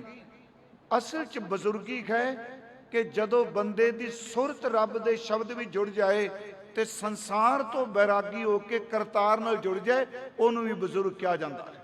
ਭਾਈ ਨੰਦ ਲਾਲ ਸਾਹਿਬ ਉਹਨਾਂ ਦੀ ਰਚਨਾ ਵਿੱਚ ਇੱਕ ਬਜ਼ੁਰਗੀ ਦੀ ਉਦਾਹਰਨ ਹੈ, ਇਹ ਪਰਿਭਾਸ਼ਾ ਹੈ। ਭਾਈ ਸਾਹਿਬ ਲਿਖਦੇ ਆ, ਗਰ ਬਜ਼ੁਰਗੀ ਬਾਏ ਦਤ ਕੁਨ ਬੰਦਗੀ। ਜੇ ਤੂੰ ਬਜ਼ੁਰਗ ਬਣਨਾ ਚਾਹਨਾ, ਜੇ ਬਾਬਾ ਬਣਨਾ ਚਾਹਨਾ ਤੇ ਇੱਕ ਕੰਮ ਕਰਿਆ ਕਰ, ਤੂੰ ਰੱਬ ਦੀ ਇਬਾਦਤ ਕਰ। ਬੰਦਗੀ ਐਸੀ ਹੈ ਜਿਹੜੀ ਬਜ਼ੁਰਗ ਬਣਾ ਦਿੰਦੀ। ਥੋੜੀ ਜਿਹੀ ਇੱਕ ਹੋਰ ਅਰਜ਼ ਹੈ, ਚਲੋ ਅਸੀਂ ਬਾਬਾ ਬੁੱਢਾ ਸਾਹਿਬ ਵਰਤਨੇ, ਉਂਝ ਸਾਡੇ ਪੁਰਾਣੇ ਇਤਿਹਾਸਾਂ ਵਿੱਚ ਸ਼ਬਦ ਭਾਈ ਬਿਰਧ ਵੀ ਵਰਤਿਆ ਗਿਆ ਹੈ। ਬਾਬਾ ਸ਼ਬਦ ਵੀ ਫਾਰਸੀ ਦਾ ਹੈ, ਇਹਦਾ ਲਫ਼ਜ਼ੀ ਅਰਥ ਹੀ ਵੱਡਾ ਹੁੰਦਾ, ਬਾਬਾ ਦਾ ਲਫ਼ਜ਼ੀ ਅਰਥ ਹੀ ਵੱਡਾ। ਧੰਨ ਗੁਰੂ ਨਾਨਕ ਸਾਹਿਬ ਜੀ ਨੇ ਇੰਨੇ ਕੁ ਬਚਨ ਕਹੇ ਕਿ ਉਮਰ ਬੱਚਿਆਂ ਵਾਲੀ ਹੈ, ਪਰ ਤੁਹਾਡੀ ਸੁਰਤ, ਤੁਹਾਡੀ ਅਕਲ, ਤੁਹਾਡੀ ਮੱਤ ਸੱਚ ਇਹ ਵੇ ਬਜ਼ੁਰਗਾਂ ਵਾਲੀ ਹੈ, ਬੁੱਢਿਆਂ ਵਾਲੀ ਹੈ। ਮੈਂ ਜਦੋਂ ਇਹਦੀ ਵਿਆਖਿਆ ਕਰਨਾ, ਮੈਂ ਕਦੀ ਦਾਵਾ ਨਹੀਂ ਕਰਦਾ ਵੀ ਜੋ ਕੁਝ ਮੈਂ ਬੋਲ ਰਿਹਾ ਆਖਰੀ ਗਿਆਨ ਇਹ ਹੀ ਹੈ, ਸੱਚ ਹੈ। ਮੈਂ ਸਟੇਜ ਤੇ ਗੁਰੂ ਸਾਹਿਬ ਦੀ ਹਜ਼ੂਰੀ 'ਚ ਕਹਿ ਰਿਹਾ, ਦੇਖੋ। ਪਰ ਜਿਹੜਾ ਬੁੱਢਾ ਸ਼ਬਦ ਦਿੱਤਾ ਨਾ, ਮੈਨੂੰ ਇੰਜ ਭਾਸਦਾ ਹੈ ਕਿ ਜਿਹੜੀ ਸਮਝ ਬੰਦੇ ਨੂੰ ਬੁਢੇਪੇ ਵਿੱਚ ਜਾ ਕੇ ਪੈਂਦੀ ਹੈ, ਇਹ ਸਮਝ ਬਾਬਾ ਜੀ ਨੂੰ 12 ਸਾਲ ਦੀ ਉਮਰ ਵਿੱਚ ਪੈ ਗਈ। ਸਵੇਰੇ ਇੱਕ ਉਦਾਹਰਨ ਦਿੱਤੀ ਸੀ ਜੀ, ਜਦੋਂ ਬੱਚਾ ਜਨਮ ਲੈਂਦਾ ਹੈ, ਅਜੇ ਪੰਘੂੜੇ 'ਚ ਹੈ, ਅਸੀਂ ਪ੍ਰੈਜੈਂਟ ਵਿੱਚ ਅਕਸਰ ਫਿਊਚਰ ਦੇ ਸੁਪਨੇ ਲੈਂਦੇ ਹਾਂ। ਜਦੋਂ ਵਰਤਮਾਨ ਵਿੱਚ ਹੁੰਨੇ ਆ, ਅਸੀਂ ਭਵਿੱਖ ਦੇ ਸੁਪਨੇ ਲੈਂਦੇ ਹਾਂ। ਕੋਈ ਬੰਦਾ ਦੁਨੀਆ 'ਚ ਐਸਾ ਨਹੀਂ ਜਿਹੜਾ ਪ੍ਰੈਜੈਂਟ ਵਿੱਚ ਰਹਿ ਕੇ ਫਿਊਚਰ ਬਾਰੇ ਨਾ ਸੋਚੇ। ਸਾਰੀ ਦੀ ਸਾਰੀ ਦੁਨੀਆ, ਇੱਕ ਨਿੱਕੇ ਜਿਹੇ ਘਰ ਤੋਂ ਲੈ ਕੇ ਵੱਡੇ ਵੱਡੇ ਮੁਲਕਾਂ ਤੱਕ, ਹਕੀਕਤ ਇਹ ਵੇ ਕਿ ਹਰ ਬੰਦਾ ਜਿਹੜਾ ਹੈ ਉਹ ਪ੍ਰੈਜੈਂਟ ਵਿੱਚ, ਵਰਤਮਾਨ 'ਚ ਰਹਿੰਦਾ, ਆਪਣੇ ਭਵਿੱਖ ਬਾਰੇ ਸੋਚਦਾ। ਦੇਖੋ, ਬੱਚਾ ਜੇ ਪੜ੍ਹਨੇ ਪਾਉਂਦੇ ਆ, ਉਹ ਵਰਤਮਾਨ ਵਿੱਚ, ਪਰ ਬੱਚਾ ਉਹ ਸੁਪਨੇ ਲੈ ਰਿਹਾ, ਮੈਂ ਵੱਡਾ ਹੋਇਆ ਡਾਕਟਰ ਬਣਾਂਗਾ। ਛੋਟੇ ਛੋਟੇ ਨਿਆਣੇ ਘਰਾਂ 'ਚ ਕਹਿੰਦੇ ਕਿ ਮੈਂ ਵਕੀਲ ਬਣਾਂਗਾ, ਮੈਂ ਆਹ ਬਣਾਂਗਾ। ਇਹਦਾ ਮਤਲਬ ਪ੍ਰੈਜੈਂਟ ਵਿੱਚ ਬੰਦਾ ਆਉਣ ਵਾਲੇ ਭਵਿੱਖ ਬਾਰੇ ਸੋਚ ਰਿਹਾ ਹੈ। ਫਿਰ ਮਿਹਨਤ ਕਰਦਾ, ਭਾਵੇਂ ਉਹ ਕਿਰਸਾਨੀ ਕਰੇ, ਭਾਵੇਂ ਪੜ੍ਹਾਈ ਕਰੇ। ਜਵਾਨੀ ਵਿੱਚ ਰੱਜ ਕੇ ਮਿਹਨਤ ਕਰਦਾ ਹੈ, ਕਿਉਂਕਿ ਬਚਪਨ ਵਿੱਚ ਜਵਾਨੀ ਦੇ ਸੁਪਨੇ ਲਏ, ਤੇ ਜਵਾਨੀ ਵਿੱਚ ਪਹੁੰਚਿਆ ਬੰਦਾ ਅਕਸਰ ਕਹਿੰਦਾ ਮਨਾ ਰੱਜ ਕੇ ਮਿਹਨਤ ਕਰ, ਬੁਢੇਪੇ ਦੇ 4 ਦਿਨ ਸੌਖੇ ਨਿਕਲਣਗੇ। ਇਹਦਾ ਮਤਲਬ ਹੋ ਗਿਆ, ਬਾਲ ਅਵਸਥਾ ਵਿੱਚ ਕਿਸ਼ੋਰ ਦੀ ਗੱਲ ਕਰਦਾ, ਕਿਸ਼ੋਰ ਅਵਸਥਾ ਵਿੱਚ ਜਵਾਨੀ ਦੀ ਗੱਲ ਕਰਦਾ। ਜਵਾਨੀ ਵਿੱਚ ਗਏ ਹੋਏ ਬੰਦੇ ਅਕਸਰ ਬੁਢੇਪੇ ਬਾਰੇ ਸੋਚਣ ਲੱਗ ਪੈਂਦੇ ਆ। ਪਰ ਯਾਦ ਰੱਖਿਓ, ਬੁਢੇਪੇ ਵਿੱਚ ਗਏ ਹੋਏ ਬੰਦੇ, ਇਹ ਸੱਚ ਹੈ, ਇਹ ਨੈਗੇਟਿਵ ਨਹੀਂ। ਬੁਢੇਪੇ ਵਿੱਚ ਗਏ ਹੋਏ ਬੰਦੇ 100 ਵਿੱਚੋਂ 90 ਬੰਦੇ ਅਗਲੀ ਗੱਲ ਨਹੀਂ ਕਰਦੇ, ਉਹ ਪਿਛਲੇ ਬੀਤੇ ਦਿਨਾਂ ਦੀਆਂ ਗੱਲਾਂ ਕਰਦੇ। ਫਿਰ ਧਿਆਨ ਨਾਲ ਮੇਰੀ ਗੱਲ ਸੁਣਿਓ। ਅਕਸਰ ਬੁਢੇਪੇ ਵਿੱਚ ਗਏ ਹੋਏ ਬੰਦੇ, ਜਦੋਂ ਮੈਂ ਜਵਾਨ ਹੁੰਦਾ ਸਾਂ, ਆਹ ਕਰਦਾ ਸਾਂ, ਉਦੋਂ ਮੈਂ ਇੰਨਾ ਕੁਝ ਖਾ ਜਾਂਦਾ ਸਾਂ, ਇੰਨਾ ਕੁਝ ਪੀ ਜਾਂਦਾ ਸਾਂ, ਮੇਰੇ ਸਾਹਮਣੇ ਕੋਈ ਬੋਲਦਾ ਨਹੀਂ ਸੀ। ਇਹਦਾ ਮਤਲਬ ਬੁਢੇਪੇ ਵਿੱਚ ਬੰਦਾ ਪਾਸਟ ਦੀ ਗੱਲ ਸ਼ੁਰੂ ਕਰ ਦਿੰਦਾ ਹੈ। ਪਰ ਅਸਲ 'ਚ ਬੁਢੇਪੇ ਜੇ ਫਿਊਚਰ ਦੀ ਗੱਲ ਕਰੇ ਤੇ ਸਾਹਮਣੇ ਮੌਤ ਦਿਸਦੀ ਪਈ ਹੈ। ਫਿਰ ਅਰਸਣ ਬਚਪਨ ਵਿੱਚ ਜਵਾਨੀ ਦੀ ਗੱਲ ਹੈ, ਜਵਾਨੀ ਵਿੱਚ ਬੁਢੇਪੇ ਦੀ ਗੱਲ ਹੈ, ਤੇ ਬੁਢੇਪੇ ਵਿੱਚ ਜਾ ਕੇ ਬੰਦੇ ਨੂੰ ਇਹ ਚੇਤੇ ਰੱਖਣਾ ਚਾਹੀਦਾ ਹੈ ਕਿ ਫਸਲ ਪੱਕ ਗਈ ਹੈ, ਇਹਨੇ ਵੱਢੀ ਜਾਣਾ। ਪਰ ਬੁਢੇਪੇ ਵਿੱਚ ਗਏ ਹੋਏ ਬੰਦੇ ਮੌਤ ਨੂੰ ਚੇਤੇ ਕਰਨ ਦੀ ਥਾਂ ਆਪਣੇ ਬੀਤੇ ਹੋਏ ਦਿਨਾਂ ਦੀ ਬਾਤ ਕਰਦੇ ਆ। ਜਿਹੜੀ ਗੱਲ ਬੁਢੇਪੇ ਵਿੱਚ ਸੋਚਣੀ ਚਾਹੀਦੀ ਹੈ, ਸੱਚ ਇਹ ਇਹ ਭਾਈ ਬੂੜਾ ਜੀ ਨੇ 12 ਸਾਲ ਦੀ ਉਮਰ ਸੋਚ ਲਈ ਕਿ ਮੌਤ ਇੱਕ ਅਟਲ ਸਚਾਈ ਹੈ, ਜ਼ਰੂਰ ਆਉਣੀ। ਮੈਂ ਆਪ ਨੂੰ ਸੰਗਤ ਜੀ ਇੱਕ ਬੇਨਤੀ ਕਰਾਂ, ਬਾਬਾ ਜੀ ਦੀ ਮੁਲਾਕਾਤ ਵਿੱਚ ਇਹ ਤੱਥ ਦੀ ਗੱਲ ਹੈ ਕਿ ਮੌਤ ਤੋਂ ਕਿਵੇਂ ਮੁਕਤ ਹੋਇਆ ਜਾਏ।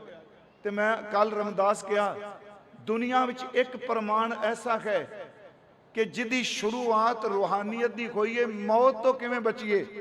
ਤੇ 125 ਸਾਲ ਦੀ ਉਮਰ ਵਿੱਚ ਜਿਸ ਮੌਤ ਤੋਂ ਲੋਕ ਡਰਦੇ ਨੇ, ਬਾਬਾ ਬੁੱਢਾ ਸਾਹਿਬ ਆਪ ਅੰਮ੍ਰਿਤ ਵੇਲੇ ਇਸ਼ਨਾਨ ਕੀਤਾ, ਆਪ ਜਪਜੀ ਸਾਹਿਬ ਦਾ ਪਾਠ ਕੀਤਾ, ਇਸ ਤਰ੍ਹਾਂ ਸਰੀਰ ਦਾ ਚੋਲਾ ਤਿਆਗ ਦਿੱਤਾ ਪਿਆਰਿਓ, ਜਿਵੇਂ ਹਾਥੀ ਆਪਣੀ ਸੁੰਡ ਨਾਲ ਮਾਲਾ ਨੂੰ ਉਤਾਰ ਦਿੰਦਾ। ਮੌਤ ਦਾ ਕੋਈ ਭੈ ਨਹੀਂ, ਪਰ ਸ਼ੁਰੂਆਤ ਉਹਨਾਂ ਦੀ ਇੱਕ ਹੈ। ਮੈਂ ਅਰਜ਼ ਕਰਾਂ, 1518 ਤੋਂ ਲੈ ਕੇ 1539 ਤੱਕ ਧੰਨ ਬਾਬਾ ਬੁੱਢਾ ਸਾਹਿਬ ਜੀ ਨੇ ਗੁਰੂ ਨਾਨਕ ਸਾਹਿਬ ਜੀ ਦੇ ਘਰ ਦੀ ਸਿੱਖੀ ਕਰਤਾਰਪੁਰ ਕਮਾਈ। ਬਚਪਨ ਵਿੱਚ ਆ ਗਏ, ਪਿੰਡ ਵੀ ਆਉਂਦੇ ਸਨ ਜੀ, ਤੇ ਕਰਤਾਰਪੁਰ ਰਹਿੰਦੇ ਸਨ। ਸਨ 1538 ਨੂੰ ਇੱਕ ਘਟਨਾ ਵਾਪਰਦੀ ਹੈ। 1539 ਨੂੰ ਗੁਰੂ ਨਾਨਕ ਸਾਹਿਬ ਜੋਤੀ ਜੋਤ ਸਮਾਉਂਦੇ ਆ। ਗੁਰੂ ਨਾਨਕ ਸਾਹਿਬ ਦੇ ਜੋਤੀ ਜੋਤ ਸਮਾਉਣ ਤੋਂ 1 ਸਾਲ ਪਹਿਲਾਂ ਪਰਿਵਾਰ ਦੇ ਜੀ, ਬਾਬਾ ਬੁੱਢਾ ਸਾਹਿਬ ਜੀ ਦੇ ਮਾਤਾ ਜੀ, ਬਾਬਾ ਬੁੱਢਾ ਸਾਹਿਬ ਜੀ ਦੇ ਪਿਤਾ ਜੀ, ਇਹ ਦੋਨੋਂ ਜਿਹੜੇ ਨੇ ਕਰਤਾਰਪੁਰ ਹਜ਼ੂਰ ਦੇ ਕੋਲ ਗਏ। ਉਹ ਚਾਹੁੰਦੇ ਸਨ ਬਾਬਾ ਜੀ ਦੀ ਸ਼ਾਦੀ ਹੋਏ। ਸਾਡੇ ਇਤਿਹਾਸ ਵਿੱਚ ਬਾਬਾ ਜੀ ਇਸ ਤੋਂ ਇਨਕਾਰ ਕਰ ਦਿੱਤਾ। ਫਿਰ ਉਸ ਮਾਂ ਬਾਪ ਨੇ, ਬਾਬਾ ਜੀ ਦੇ ਮਾਤਾ ਪਿਤਾ ਜੀ ਨੇ ਗੁਰੂ ਨਾਨਕ ਸਾਹਿਬ ਨੂੰ ਬੇਨਤੀ ਕੀਤੀ। ਗੁਰੂ ਨਾਨਕ ਸਾਹਿਬ ਜੀ ਨੇ ਸ਼ਬਦ ਕਿਹਾ ਭਾਈ ਬਿਰਧ ਜੀ ਨੂੰ ਕਿ ਸਾਡਾ ਮਾਰਗ ਗ੍ਰਸਤ ਵਿੱਚ ਉਦਾਸ ਦਾ ਹੈ। ਅਸੀਂ ਇਸ ਗੱਲ ਦੇ ਹੱਕ 'ਚ ਨਹੀਂ ਕਿ ਸਿੱਖ ਗ੍ਰਸਤੀ ਨਾ ਹੋਵੇ, ਅਸੀਂ ਗ੍ਰਸਤ ਵਿੱਚ ਉਪਰਾਂਤ ਪੰਥ ਚਲਾਇਆ ਹੈ। ਸਤਿਗੁਰਾਂ ਨੇ ਬਚਨ ਕੀਤਾ, ਬਾਬਾ ਬੁੱਢਾ ਸਾਹਿਬ ਨੇ 7 ਬਚਨ ਕਰਕੇ ਮੰਨ ਲਿਆ।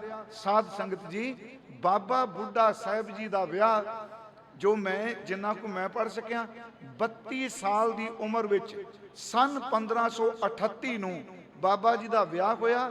ਉਸ ਵਿਆਹ ਵਿੱਚ ਮਾਤਾ ਸੁਲੱਖਣੀ ਜੀ ਕਿੰਨੇ ਦਿਨ ਘਰ ਰਹਿ ਕੇ ਗਏ। ਬਾਬਾ ਸ੍ਰੀ ਚੰਦ ਜੀ ਆਏ, ਬਾਬਾ ਲਖਮੀ ਦਾਸ ਜੀ ਆਏ, ਹੋਰ ਗੁਰਸਿੱਖ ਆਏ। ਗੁਰੂ ਨਾਨਕ ਸਾਹਿਬ ਕਿਸੇ ਕਾਰਨਵਸ ਨਹੀਂ ਆ ਸਕੇ, ਪਰ ਉਸ ਵਿਆਹ ਵਿੱਚ ਹਜ਼ੂਰ ਦੇ ਮਹਿਲ ਤੇ ਦੋਨੋਂ ਸਾਹਿਬਜ਼ਾਦੇ ਬਾਬਾ ਬੁੱਢਾ ਸਾਹਿਬ ਦੇ ਵਿਆਹ ਵਿੱਚ ਸ਼ਾਮਲ ਹੋਏ। ਤੁਹਾਨੂੰ ਪਤਾ ਹੈ ਬਟਾਲੇ ਨੇੜੇ ਇਹ ਵਿਆਹ ਹੁੰਦਾ ਹੈ। ਅਤੀ ਸਨਮਾਨਯੋਗ ਬੀਬੀ ਮੇਰੋਇਆ ਦੇ ਨਾਲ ਬਾਬਾ ਬੁੱਢਾ ਸਾਹਿਬ ਜੀ ਦੇ ਘਰ 4 ਬੇਟਿਆਂ ਦਾ ਜਨਮ ਹੁੰਦਾ ਹੈ।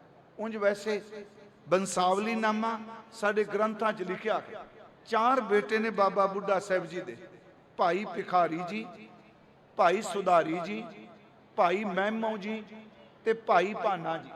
ਬਾਬਾ ਬੁੱਢਾ ਸਾਹਿਬ ਜੀ ਦੇ ਗ੍ਰਹਿ ਮੈਂ ਸਿਰਫ ਪੁੱਤਰਾਂ ਦਾ ਜ਼ਿਕਰ ਕੀਤਾ, ਪੋਤੇ ਪੜਪੋਤੇ ਉਹਨਾਂ ਦਾ ਜ਼ਿਕਰ ਨਹੀਂ ਕੀਤਾ, ਕਿਉਂਕਿ ਗੁਰੂ ਨਾਨਕ ਸਾਹਿਬ ਤੋਂ ਲੈ ਕੇ ਗੁਰੂ ਗੋਬਿੰਦ ਸਿੰਘ ਸਾਹਿਬ ਜੀ ਤੱਕ ਬਾਬਾ ਬੁੱਢਾ ਸਾਹਿਬ ਦਾ ਪਰਿਵਾਰ ਹੀ ਗੁਰਿਆਈ ਦੀ ਮਰਿਆਦਾ ਨਿਭਾਉਂਦਾ ਰਿਹਾ। ਪਰ 4 ਬੇਟਿਆਂ ਦਾ ਜਨਮ ਹੁੰਦਾ ਹੈ ਸਨ 1539 ਨੂੰ। ਗੁਰਮੁਖੋ ਥੋੜਾ ਜਿਹਾ ਮੈਂ ਸਿਰਫ ਤੁਹਾਨੂੰ ਨਾਲ ਇਤਿਹਾਸ ਹੀ ਸਾਂਝਾ ਕਰਨਾ, ਬਾਣੀ ਵਿੱਚੋਂ ਕੁਝ ਬੇਨਤੀ ਕਰਾਂਗਾ। 1539 ਨੂੰ ਕਰਤਾਰਪੁਰ ਇੱਕ ਅਚਰਜ ਖੇਡ ਵਾਪਰੀ ਹੈ। ਬਾਬਾ ਬੁੱਢਾ ਸਾਹਿਬ ਧਰਮਸ਼ਾਲਾ 'ਚ ਰਹਿੰਦੇ ਆ। ਜਦੋਂ ਪ੍ਰੀਖਿਆਵਾਂ ਹੁੰਦੀਆਂ ਨੇ ਉਦੋਂ ਬਾਬਾ ਬੁੱਢਾ ਸਾਹਿਬ ਜੀ ਵਿੱਚ ਸ਼ਾਮਿਲ ਨੇ। ਪਿਆਰਿਓ, ਭਾਈ ਲਹਿਣਾ ਜੀ ਨੂੰ ਗੁਰਿਆਈ ਮਿਲ ਗਈ ਹੈ। ਬਾਬਾ ਬੁੱਢਾ ਸਾਹਿਬ ਜੀ ਨੂੰ ਅੰਤਲੇ ਬਚਨ ਹਜ਼ੂਰ ਨੇ ਜਿਹੜੇ ਕਹੇ, ਸਾਡਾ ਇਤਿਹਾਸ ਕਹਿੰਦਾ, ਪ੍ਰਿੰਸੀਪਲ ਸਤਬੀਰ ਸਿੰਘ ਲਿਖਦੇ ਆ ਕਿ ਬਾਬਾ ਲਹਿਣਾ ਜੀ, ਭਾਈ ਲਹਿਣਾ ਜੀ, ਭਾਈ ਦੁਨੀ ਚੰਦ ਜੀ, ਤੀਸਰੇ ਬਾਬਾ ਬੁੱਢਾ ਜੀ, ਇਹ 3 ਸਿੱਖ ਰਹਿ ਗਏ ਜੀ ਪਿੱਛੇ। ਭਾਈ ਦੁਨੀ ਚੰਦ ਜੀ ਵਾਪਸ ਆ ਗਏ।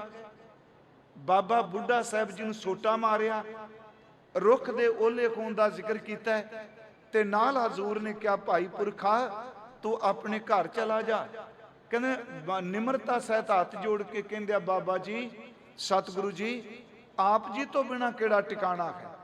ਇਤਿਹਾਸ ਕਹਿੰਦਾ ਗੁਰੂ ਨਾਨਕ ਸਾਹਿਬ ਜੀ ਨੇ ਕੁੱਟ ਸੀਨੇ ਨਾ ਲਾਇਆ, ਇਹ ਸ਼ਬਦ ਕਹੇ ਸਨ ਕਿ ਤੇਥੋਂ ਓਲੇ ਕਦੇ ਨਾ ਹੋਸਾਂ, ਮੈਂ ਤੁਹਾਡੇ ਤੋਂ ਕਦੀ ਓਲੇ ਨਹੀਂ ਖੁਵਾਂਗਾ। ਗੁਰਮੁਖੋ 1539 ਨੂੰ ਬੇਟੇ ਕੋਲ ਨੇ, ਪਰ ਗੁਰੂ ਨਾਨਕ ਸਾਹਿਬ ਨੇ ਗੁਰਿਆਈ ਆਪਣੇ ਸਿੱਖ ਭਾਈ ਲਹਿਣਾ ਜੀ ਨੂੰ ਦਿੱਤੀ। ਤੇ ਉਸ ਵਕਤ ਤਿਲਕ ਲਾਉਣ ਦੀ ਮਰਿਆਦਾ ਜਦੋਂ ਗੁਰਿਆਈ ਦਿੱਤੀ ਜਾਂਦੀ ਸੀ, ਪਹਿਲਾ ਮੱਥਾ ਗੁਰੂ ਨਾਨਕ ਸਾਹਿਬ ਟੇਕਦੇ ਨੇ, ਗੁਰ ਚੇਲੇ ਰਹਿ ਰਾਸ ਕੀ, ਫਿਰ ਬਾਬਾ ਬੁੱਢਾ ਸਾਹਿਬ ਜੀ ਟੇਕਦੇ ਆ। 5 ਪੈਸੇ ਨਾਰੀਅਲ ਦਾ ਜ਼ਿਕਰ ਹਰ ਗ੍ਰੰਥ ਕਰਦਾ ਹੈ। ਜਦੋਂ ਗੁਰਿਆਈ ਦਿੱਤੀ ਜਾਂਦੀ ਸੀ, ਜਿਵੇਂ ਭਾਈ ਲਹਿਣਾ ਜੀ ਦੀ ਪਰਿਕਰਮਾ ਕਰਦੇ ਨੇ ਗੁਰੂ ਨਾਨਕ ਸਾਹਿਬ 3, ਬਾਬਾ ਬੁੱਢਾ ਸਾਹਿਬ ਨੇ ਜੀ 1539 ਨੂੰ ਕਰਤਾਰਪੁਰ ਗੁਰਿਆਈ ਦਿੱਤੀ। ਗੁਰੂ ਅੰਗਦ ਦੇਵ ਜੀ ਕਰਤਾਰਪੁਰ ਤੋਂ ਖਡੂਰ ਸਾਹਿਬ ਆ ਗਏ। ਬਾਬਾ ਬੁੱਢਾ ਸਾਹਿਬ ਗੁਰੂ ਨਾਨਕ ਸਾਹਿਬ ਦੇ ਕੋਲ ਰਹਿੰਦੇ ਆ। ਅੰਤਲੇ ਸਮੇਂ ਹਜ਼ੂਰ ਦੇ ਕੋਲ ਬਾਬਾ ਬੁੱਢਾ ਸਾਹਿਬ ਕਰਤਾਰਪੁਰ ਮੌਜੂਦ ਸਨ। ਗੁਰੂ ਨਾਨਕ ਸਾਹਿਬ ਜੋਤੀ ਜੋ ਸਮਾਏ, ਬਾਬਾ ਲਹਿਣਾ ਜੀ ਗੁਰੂ ਅੰਗਦ ਦੇ ਬਣ ਗਏ। ਖਡੂਰ ਪਿੰਡ ਵਿੱਚ ਆ ਗਏ। ਮਾਤਾ ਭਰਾਈ ਦੇ ਘਰ ਬੈਠੇ ਆ, ਕਿਸੇ ਨੂੰ ਮਿਲਦੇ ਨਹੀਂ। ਕਿਹਾ ਜਾਂਦਾ ਹੈ ਕਿ ਸੰਗਤ ਵਿਛੋੜੇ ਵਿੱਚ ਬੇਬਲ ਹੋ ਗਈ, ਬਾਬਾ ਬੁੱਢਾ ਸਾਹਿਬ ਜੀ ਕੋਲ ਗਏ। ਬਾਬਾ ਬੁੱਢਾ ਸਾਹਿਬ ਜੀ ਨੇ ਸਾਧ ਸੰਗਤ ਜੀ ਮਾਤਾ ਭਰਾਈ ਦੇ ਘਰ ਉਹਨਾਂ ਨੂੰ ਜਾ ਕੇ ਕਿਹਾ, ਹਜ਼ੂਰ ਤੁਹਾਡੇ ਘਰ ਨੇ। ਉਹ ਕਹਿੰਦੇ ਘਰ ਤਾਂ ਹੈ, ਪਰ ਅਸੀਂ ਦਰਵਾਜ਼ਾ ਨਹੀਂ ਖੋਲ ਸਕਦੇ। ਧੰਨ ਬਾਬਾ ਬੁੱਢਾ ਸਾਹਿਬ ਨੇ ਇੱਕ ਜੁਗਤ ਦੱਸੀ, ਜੇ ਗੁਰੂ ਨੂੰ ਪ੍ਰਗਟ ਕਰਨਾ ਹੈ ਤੇ ਰਬਾਬੀਆਂ ਨੂੰ ਕਿਹਾ ਤੁਸੀਂ ਸ਼ਬਦ ਗਾਓ। ਰਬਾਬੀਆਂ ਨੇ ਗੁਰੂ ਨਾਨਕ ਸਾਹਿਬ ਦੇ ਸ਼ਬਦ ਗਾਏ ਤੇ ਧੰਨ ਗੁਰੂ ਅੰਗਦ ਸਾਹਿਬ ਮਹਾਰਾਜ ਦਰਵਾਜ਼ਾ ਖੋਲ ਕੇ ਬਾਹਰ ਆ ਗਏ। ਬਾਬਾ ਬੁੱਢਾ ਸਾਹਿਬ ਨੇ ਮੱਥਾ ਟੇਕਿਆ, ਨਾਲ ਬੇਨਤੀ ਕੀਤੀ, ਸੱਚੇ ਪਾਤਸ਼ਾਹ ਕਿਰਪਾ ਕਰੋ, ਆ ਸੰਗਤ ਆਪ ਜੀ ਦੇ ਦੀਦਾਰ ਲਈ ਆਈ ਹੈ। ਸਾਡਾ ਇਤਿਹਾਸ ਕਹਿੰਦਾ ਹੈ ਧੰਨ ਗੁਰੂ ਅੰਗਦ ਦੇਵ ਜੀ ਦਾ ਪਹਿਲਾ ਬਚਨ ਸੀ, ਜਿਸ ਪਿਆਰੇ ਸਿਓ ਨੇਹੋਂ ਤਿਸ ਆਗੈ ਮਰ ਚਲੀਐ, ਤ੍ਰਿਗ ਜੀਵਨ ਸੰਸਾਰ ਤਾਕੈ ਪਾਛੈ ਜੀਵਨਾ। ਅਗਲੀ ਗੱਲ, ਬਾਬਾ ਬੁੱਢਾ ਸਾਹਿਬ ਇੰਨੀ ਨਿਰਮਾਨਤਾ ਵਾਲੇ, ਹਾਲਾਂ ਮੈਂ ਸੋਚਣਾ ਕਿ ਗੁਰੂ ਨਾਨਕ ਸਾਹਿਬ ਬਾਬਾ ਬੁੱਢਾ ਸਾਹਿਬ ਭਾਈ ਲਹਿਣਾ ਜੀ ਤੋਂ ਪਹਿਲਾਂ ਸਿੱਖ ਬਣੇ ਨੇ। ਬਾਬਾ ਬੁੱਢਾ ਸਾਹਿਬ 1518 ਨੂੰ ਗੁਰੂ ਨਾਨਕ ਸਾਹਿਬ ਨੂੰ ਮਿਲਦੇ ਆ ਤੇ ਭਾਈ ਲਹਿਣਾ ਜੀ 1532 ਨੂੰ ਗੁਰੂ ਨਾਨਕ ਸਾਹਿਬ ਦੇ ਕੋਲ ਜਾਂਦੇ ਆ। ਬਾਬਾ ਜੀ ਪਹਿਲਾਂ ਹਜ਼ੂਰ ਦੇ ਚਰਨਾਂ 'ਚ ਪਹੁੰਚੇ, ਪਰ ਇੰਨੀ ਨਿਰਮਾਨਤਾ, ਭਾਈ ਲਹਿਣਾ ਸਾਹਿਬ ਜੀ ਉਹਨਾਂ ਦੇ ਚਰਨਾਂ ਵਿੱਚ ਉਹ ਉੱਥੇ ਹਾਜ਼ਰ ਰਹੇ। ਇੱਥੇ ਗੁਰੂ ਅੰਗਦ ਸਾਹਿਬ ਦੇ ਰੂਪ ਵਿੱਚ ਮੱਥਾ ਟੇਕਦੇ ਨੇ ਬਾਬਾ ਬੁੱਢਾ ਜੀ ਤੇ ਇਹ ਸ਼ਬਦ ਕਹਿੰਦੇ ਨੇ, ਮਹਾਰਾਜ ਜੀ ਮੈਨੂੰ ਉਪਦੇਸ਼ ਦਿਓ। ਤੇ ਧੰਨ ਗੁਰੂ ਅੰਗਦ ਸਾਹਿਬ ਅੱਗੋਂ ਨਿਮਰਤਾ ਸਹਿਤ ਨੇਤਰ ਸੇਜਲ ਨੇ ਇਹ ਸ਼ਬਦ ਵਰਤੇ ਨੇ, ਦੀਖਿਆ ਆਖ ਬੁਝਾਇਆ ਸਿਫਤੀ ਸੱਚ ਸਮਿਓ ਤਿਨ ਕੋ ਕਿਆ ਉਪਦੇਸੀਆ ਜਿਨ ਗੁਰੂ ਨਾਨਕ ਦੇਵ। ਇਹਦਾ ਮਤਲਬ ਜਿਨ੍ਹਾਂ ਨੂੰ ਗੁਰੂ ਨਾਨਕ ਦੇਵ ਜੀ ਨੇ ਰਹਿਮਤਾਂ ਦਿੱਤੀਆਂ, ਅਸੀਂ ਕੀ ਉਪਦੇਸ਼ ਦੇਣਾ ਹੈ। ਸਾਧ ਸੰਗਤ ਜੀ, ਮੈਂ ਸਵੇਰੇ ਬੇਨਤੀ ਕੀਤੀ, ਜਿਹੜੀ ਅਸੀਂ ਅੱਜ ਗੁਰਮੁਖੀ ਲਿਖਨੇ ਆ ਜੀ, ਆ ਗੁਰੂ ਗ੍ਰੰਥ ਸਾਹਿਬ 35 ਵਿੱਚ ਜੀ, ਭਾਵਾਂ ਕਿ ਅੱਜ ਦੇ ਤੁਸੀਂ ਪੱਤਰਕਾਰ ਵੀ ਬੈਠੋ 41 ਵਰਤਨੇ ਆ, ਪਰ ਗੁਰੂ ਕਾਲ ਵੇਲੇ ਸਿਰਫ 35 ਅੱਖਰ ਵਰਤੇ। ਪੂਰਾ ਗੁਰੂ ਗ੍ਰੰਥ ਸਾਹਿਬ ਸਿਰਫ 35 ਅੱਖਰਾਂ ਵਿੱਚ, 36ਵਾਂ ਅੱਖਰ ਨਹੀਂ ਕੋਈ ਦੇ ਵਿੱਚ। ਗੁਰਮੁਖੀ ਦੇ 35 ਅੱਖਰ ਨੇ, ਪਰ ਆਪ ਜੀ ਨੂੰ ਪਤਾ ਹੋਣਾ ਚਾਹੀਦਾ ਇਹ ਗੁਰਮੁਖੀ ਦੇ ਅੱਖਰਾਂ ਦੀ ਬੰਤਰ ਵਿੱਚ ਧੰਨ ਬਾਬਾ ਬੁੱਢਾ ਸਾਹਿਬ ਦਾ ਬਹੁਤ ਵੱਡਾ ਯੋਗਦਾਨ ਹੈ। ਜਦੋਂ ਪੁਰਾਣੇ ਇਤਿਹਾਸ ਪੜ੍ਹਦੇ ਆ, ਬਾਬਾ ਬੁੱਢਾ ਸਾਹਿਬ ਗੁਰਮੁਖੀ, ਉਸ ਤੋਂ ਬਾਅਦ ਗੁਰੂ ਅੰਗਦ ਸਾਹਿਬ ਦੇ ਵੇਲੇ ਪੂਰੀ ਤਰਤੀਬ ਦੇਣ ਵਿੱਚ ਰਹੇ। ਗੁਰੂ ਅੰਗਦ ਸਾਹਿਬ ਦੇ ਚਰਨਾਂ ਵਿੱਚ ਧੰਨ ਬਾਬਾ ਬੁੱਢਾ ਸਾਹਿਬ ਜੀ ਮਾਤਾ ਖੀਵੀ ਜੀ ਦੇ ਨਾਲ ਦਿਨ ਰਾਤ ਲੰਗਰ ਦੀ ਸੇਵਾ ਵਿੱਚ ਰਹਿੰਦੇ। ਗੁਰੂ ਅਮਰਦਾਸ ਬਾਸਰਕੇ ਤੋਂ ਖਡੂਰ ਸਾਹਿਬ ਆ ਗਏ, ਸੇਵਾ ਹੁੰਦੀ ਰੱਖੀ। ਪਿਆਰਿਓ, ਬਾਬਾ ਬੁੱਢਾ ਸਾਹਿਬ ਘਰ ਵੀ ਜਾਂਦੇ ਆ, ਵਾਪਸ ਖਡੂਰ ਆ ਜਾਂਦੇ ਆ। ਧੰਨ ਗੁਰੂ ਅੰਗਦ ਦੇਵ ਮਹਾਰਾਜ, ਉਹਨਾਂ ਨੇ ਗੁਰਿਆਈ ਦਿੱਤੀ ਗੁਰੂ ਅਮਰਦਾਸ ਜੀ ਨੂੰ। ਇਹ ਤੀਸਰੇ ਪਾਤਸ਼ਾਹ ਜੀ ਨੂੰ ਵੀ ਤਿਲਕ ਧੰਨ ਬਾਬਾ ਬੁੱਢਾ ਸਾਹਿਬ ਜੀ ਨੇ ਲਾਇਆ। ਸਮਾਂ ਆਇਆ, ਗੁਰੂ ਅਮਰਦਾਸ ਸਾਹਿਬ ਜੀ ਖਡੂਰ ਸਾਹਿਬ ਤੋਂ ਗੋਇੰਦਵਾਲ ਸਾਹਿਬ ਆ ਗਏ। ਹੁਣ ਮੇਰੀ ਬੇਨਤੀ ਸੁਣਿਓ, ਕਰਤਾਰਪੁਰ ਵੀ ਬਾਬਾ ਬੁੱਢਾ ਸਾਹਿਬ ਜੀ ਧਰਮਸ਼ਾਲਾ ਵਿੱਚ, ਖਡੂਰ ਸਾਹਿਬ ਲੰਗਰ ਦੀ ਸੇਵਾ ਵਿੱਚ ਵੀ ਬਾਬਾ ਬੁੱਢਾ ਸਾਹਿਬ ਜੀ। ਤੇ ਜਦੋਂ ਮਹਾਰਾਜ ਗੋਇੰਦਵਾਲ ਸਾਹਿਬ ਆਏ ਤੇ ਧੰਨ ਬਾਬਾ ਬੁੱਢਾ ਸਾਹਿਬ ਗੋਇੰਦਵਾਲ ਸਾਹਿਬ ਵੀ ਪਹੁੰਚ ਗਏ। ਅਗਲੀ ਬੇਨਤੀ, ਜਿਸ ਦਿਨ ਬੌਲੀ ਬਨਾਨ ਦਾ ਫੁਰਨਾ ਗੁਰਦੇਵ ਦਾ ਫੁਰਿਆ, ਭਾਈ ਪਾਰੋ ਜੀ, ਉੱਥੇ ਜਿੰਨੇ ਹੋਰ ਗੁਰਸਿੱਖ ਸਨ ਸਾਰੇ ਮੌਜੂਦ ਨੇ। ਵਿਸਾਖ ਦੀ ਸੰਗਰਾਂਦ ਸੀ ਜੀ, ਉਹ ਦਿਨ ਧੰਨ ਬਾਬਾ ਬੁੱਢਾ ਸਾਹਿਬ ਵੀ ਪਹੁੰਚੇ ਆ। ਤੇ ਧੰਨ ਗੁਰੂ ਅਮਰਦਾਸ ਜੀ ਨੇ ਕਿਹਾ, ਬਾਬਾ ਜੀ ਇਹ ਜਿਹੜੀ ਬੌਲੀ ਬਣ ਲੱਗੀ ਹੈ, ਪਹਿਲਾ ਟੱਕ ਤੁਸੀਂ ਆਪਣੇ ਹੱਥਾਂ ਨਾਲ ਲਾਣਾ। ਗੋਇੰਦਵਾਲ ਸਾਹਿਬ ਦੀ ਬੌਲੀ ਦਾ ਟੱਕ ਧੰਨ ਬਾਬਾ ਬੁੱਢਾ ਸਾਹਿਬ ਜੀ ਨੇ ਲਾਇਆ ਆਪਣੇ ਹੱਥਾਂ ਨਾਲ। ਉਹਨਾਂ ਨੇ ਸਿਰ ਤੇ ਟੋਕਰੀਆਂ ਢੋਈਆਂ। ਇੱਥੇ ਇੱਕ ਘਟਨਾ ਹੋਰ ਵਾਪਰਦੀ ਗੁਰਮੁਖੋ। ਮੈਂ ਥੋੜਾ ਜਿਹਾ ਇਤਿਹਾਸ, ਮੇਰੀ ਇੱਛਾ ਸੀ ਕਿ ਤੁਸੀਂ ਬਾਬਾ ਜੀ ਦੇ ਜੀਵਨ ਤੇ ਅਸਥਾਨ ਤੇ ਬੈਠੇ ਹੋ, ਥੋੜਾ ਧਿਆਨ ਨਾਲ ਇਸ ਗੱਲ ਨੂੰ ਸੁਣਿਓ। ਮੈਂ ਸਵੇਰੇ ਵੀ ਕਿਹਾ, ਮੰਜੀ ਸਾਹਿਬ ਪੌਣੇ ਘੰਟੇ ਚ 113 ਸਾਲ ਦੀ ਕਮਾਈ ਸਿੱਖੀ ਨੂੰ ਕੋਈ ਵਿਦਵਾਨ ਬਿਆਨ ਕਰ ਸਕਦਾ? 113 ਸਾਲ ਸਿੱਖੀ ਕਮਾਈ ਹੈ। ਕਿਸੇ ਦੀ ਕੀ ਤਾਕਤ ਜੀ ਏਡੇ ਵੱਡੇ ਜੀਵਨ ਨੂੰ ਥੋੜੇ ਸਮੇਂ ਚ ਬਿਆਨ ਕਰ ਸਕੇ? ਸਿਰਫ ਇੱਕ ਪੰਛੀ ਝਾਤ ਤੇ ਗੋਇੰਦਵਾਲ ਸਾਹਿਬ ਬੌਲੀ ਦੀ ਸੇਵਾ ਹੋ ਰਹੀ ਹੈ। ਉਹਨਾਂ ਦਿਨਾਂ ਦੇ ਵਿੱਚ ਇੱਕ ਘਟਨਾ ਵਾਪਰਦੀ ਹੈ। ਧੰਨ ਗੁਰੂ ਅਮਰਦਾਸ ਅੱਜ ਤਖਤ ਤੇ ਬੈਠੇ ਆ, ਬਾਬਾ ਬੁੱਢਾ ਸਾਹਿਬ ਆਪਣੇ ਘਰ ਆਏ ਹੋਏ ਆ। ਇਹਨਾਂ ਪਿੱਛੋਂ ਘਟਨਾ ਇਹ ਵਾਪਰਦੀ ਹੈ ਕਿ ਗੁਰੂ ਅੰਗਦ ਸਾਹਿਬ ਦੇ ਬੇਟੇ ਬਾਬਾ ਦਾਤੂ ਜੀ ਗੁਰੂ ਅਮਰਦਾਸ ਨੂੰ ਸਿੰਘਾਸਨ ਤੇ ਬੈਠਿਆਂ ਪੂਰੇ ਜ਼ੋਰ ਨਾਲ ਲੱਤ ਮਾਰਦੇ। ਤੁਸੀਂ ਸਾਰੇ ਜਾਣਦੇ, ਗੁਰੂ ਅਮਰਦਾਸ ਡਿੱਗਦੇ ਆ, ਪਰ ਉੱਠ ਕੇ ਬਾਬਾ ਦਾਤੂ ਜੀ ਦੇ ਚਰਨ ਪਕੜ ਕੇ ਕਹਿੰਦੇ ਆ, ਮੇਰੇ ਹੱਡ ਕਰੜੇ ਨੇ, ਤੁਹਾਡੇ ਕੋਮਲ ਤਲੀਆਂ ਨੂੰ ਕਿਤੇ ਸੱਟ ਤੇ ਨਹੀਂ ਵੱਜੀ? ਉਹ ਕ੍ਰੋਧ ਵਿੱਚ ਆ ਕੇ ਕਹਿੰਦੇ ਆ ਕਿ ਸਾਡੇ ਘਰ ਦੀ ਗੁਰਿਆਈ, ਤੁਸੀਂ ਇੱਥੇ ਆਪਣਾ ਆਸਣ ਲਾ ਕੇ ਬਹਿ ਗਏ। ਉਹਨੇ ਪਰਪੰਚ ਸ਼ਬਦ ਵਰਤਿਆ। ਗੁਰੂ ਅਮਰਦਾਸ ਜੀ ਨੇ ਕਿਹਾ, ਜੋ ਤੁਸੀਂ ਹੁਕਮ ਕਰੋਗੇ, ਤੁਸੀਂ ਗੁਰੂ ਪੁੱਤਰ ਹੋ। ਕਹਿਣ ਲੱਗੇ, ਤੁਸੀਂ ਗੋਇੰਦਵਾਲ ਛੱਡ ਕੇ ਚਲੇ ਜਾਓ। ਸੰਗਤ ਸਾਰੀ ਦੇਖ ਰਹੀ ਸੀ। ਮਹਾਰਾਜ ਜੀ ਨੇ ਰੋਕ ਦਿੱਤਾ, ਕਿਸੇ ਨੇ ਕੁਝ ਕਹਿਣਾ ਨਹੀਂ। ਸੱਚ ਇਹ ਵੇ, ਗੁਰੂ ਅਮਰਦਾਸ ਮਹਾਰਾਜ ਉਸੇ ਰਾਤ ਘੋੜੀ ਤੇ ਸਵਾਰ ਹੋ ਕੇ ਆਪਣੇ ਪਿੰਡ ਬਾਸਰ ਕੇ ਗਿੱਲਾਂ ਆ ਗਏ। ਜਦੋਂ ਪਿੰਡ ਪਹੁੰਚੇ, ਬਾਰ-ਬਾਰ ਵਾਲੇ ਪਾਸੇ ਕਮਰੇ ਦੇ ਵਿੱਚ ਆਪ ਪ੍ਰਵੇਸ਼ ਕਰ ਗਏ, ਦਰਵਾਜ਼ਾ ਬੰਦ ਕਰ ਦਿੱਤਾ ਤੇ ਲਿਖ ਕੇ ਲਾ ਦਿੱਤਾ, ਇੱਥੇ ਕੋਈ ਬੂਹਾ ਨਹੀਂ ਖੋਲੇਗਾ। ਸੰਗਤ ਬੇਬਲ ਹੋ ਗਈ। ਇਹਦਾ ਮਤਲਬ ਇਹ ਘਟਨਾ ਕਈ ਦਿਨ ਵਾਪਰੀ। ਸੰਗਤ ਬਾਬਾ ਬੁੱਢਾ ਸਾਹਿਬ ਜੀ ਕੋਲ ਗਈ। ਬਾਬਾ ਜੀ ਆਪਣੇ ਨਗਰ ਤੋਂ ਗੋਇੰਦਵਾਲ ਸਾਹਿਬ ਪਹੁੰਚੇ। ਪੁੱਛਿਆ ਬਾਬਾ ਜੀ ਨੇ ਵੀ ਕੀ ਕੁਝ ਵਾਪਰਿਆ? ਸੰਗਤ ਨੇ ਦੱਸਿਆ, ਮੈਂ ਸਵੇਰੇ ਕਿਹਾ, ਵੈਸੇ ਉਹੀ ਘੋੜੀ ਵਾਪਸ ਆਈ ਗੋਇੰਦਵਾਲ।